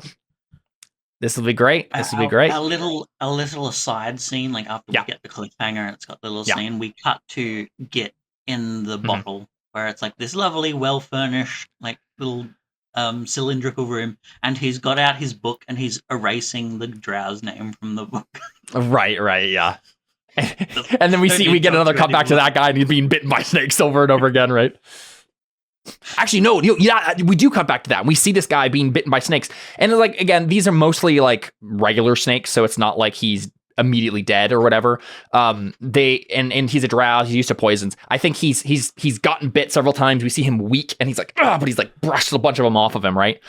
And then we see them start to like shake, like the snakes start like having seizures and like shaking on the bottom of the well, and then one by one they get kind of like subsumed into this, again, like water balloon consistency, kind of inky blackness on the surface of the well. They kind of get subsumed into it one by one, and the guy, again, like kind of holding the various bite wounds, he might die from snake poison, but he hasn't yet.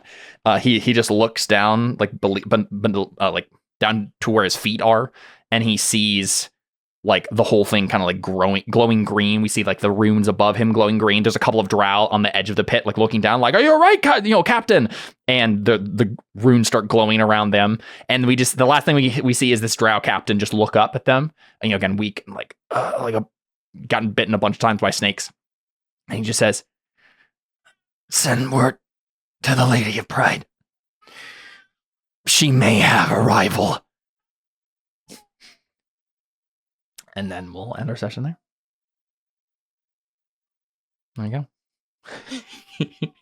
We'll kill her again. We already did it once. Freaking bring it. I'll put her back in the grave. I'll do it 3 times. Give me 4 more campaigns. I'll do it 4 more times. I'll keep killing her. We'll go ahead and call our session there. Let's do an after show and talk a little bit about the events of our session today. I want to hear your thoughts. I want to hear what's going on in those brains of yours. How mad at me you are. And we'll get that in just a moment on an after show. Otherwise, we're out. Adios.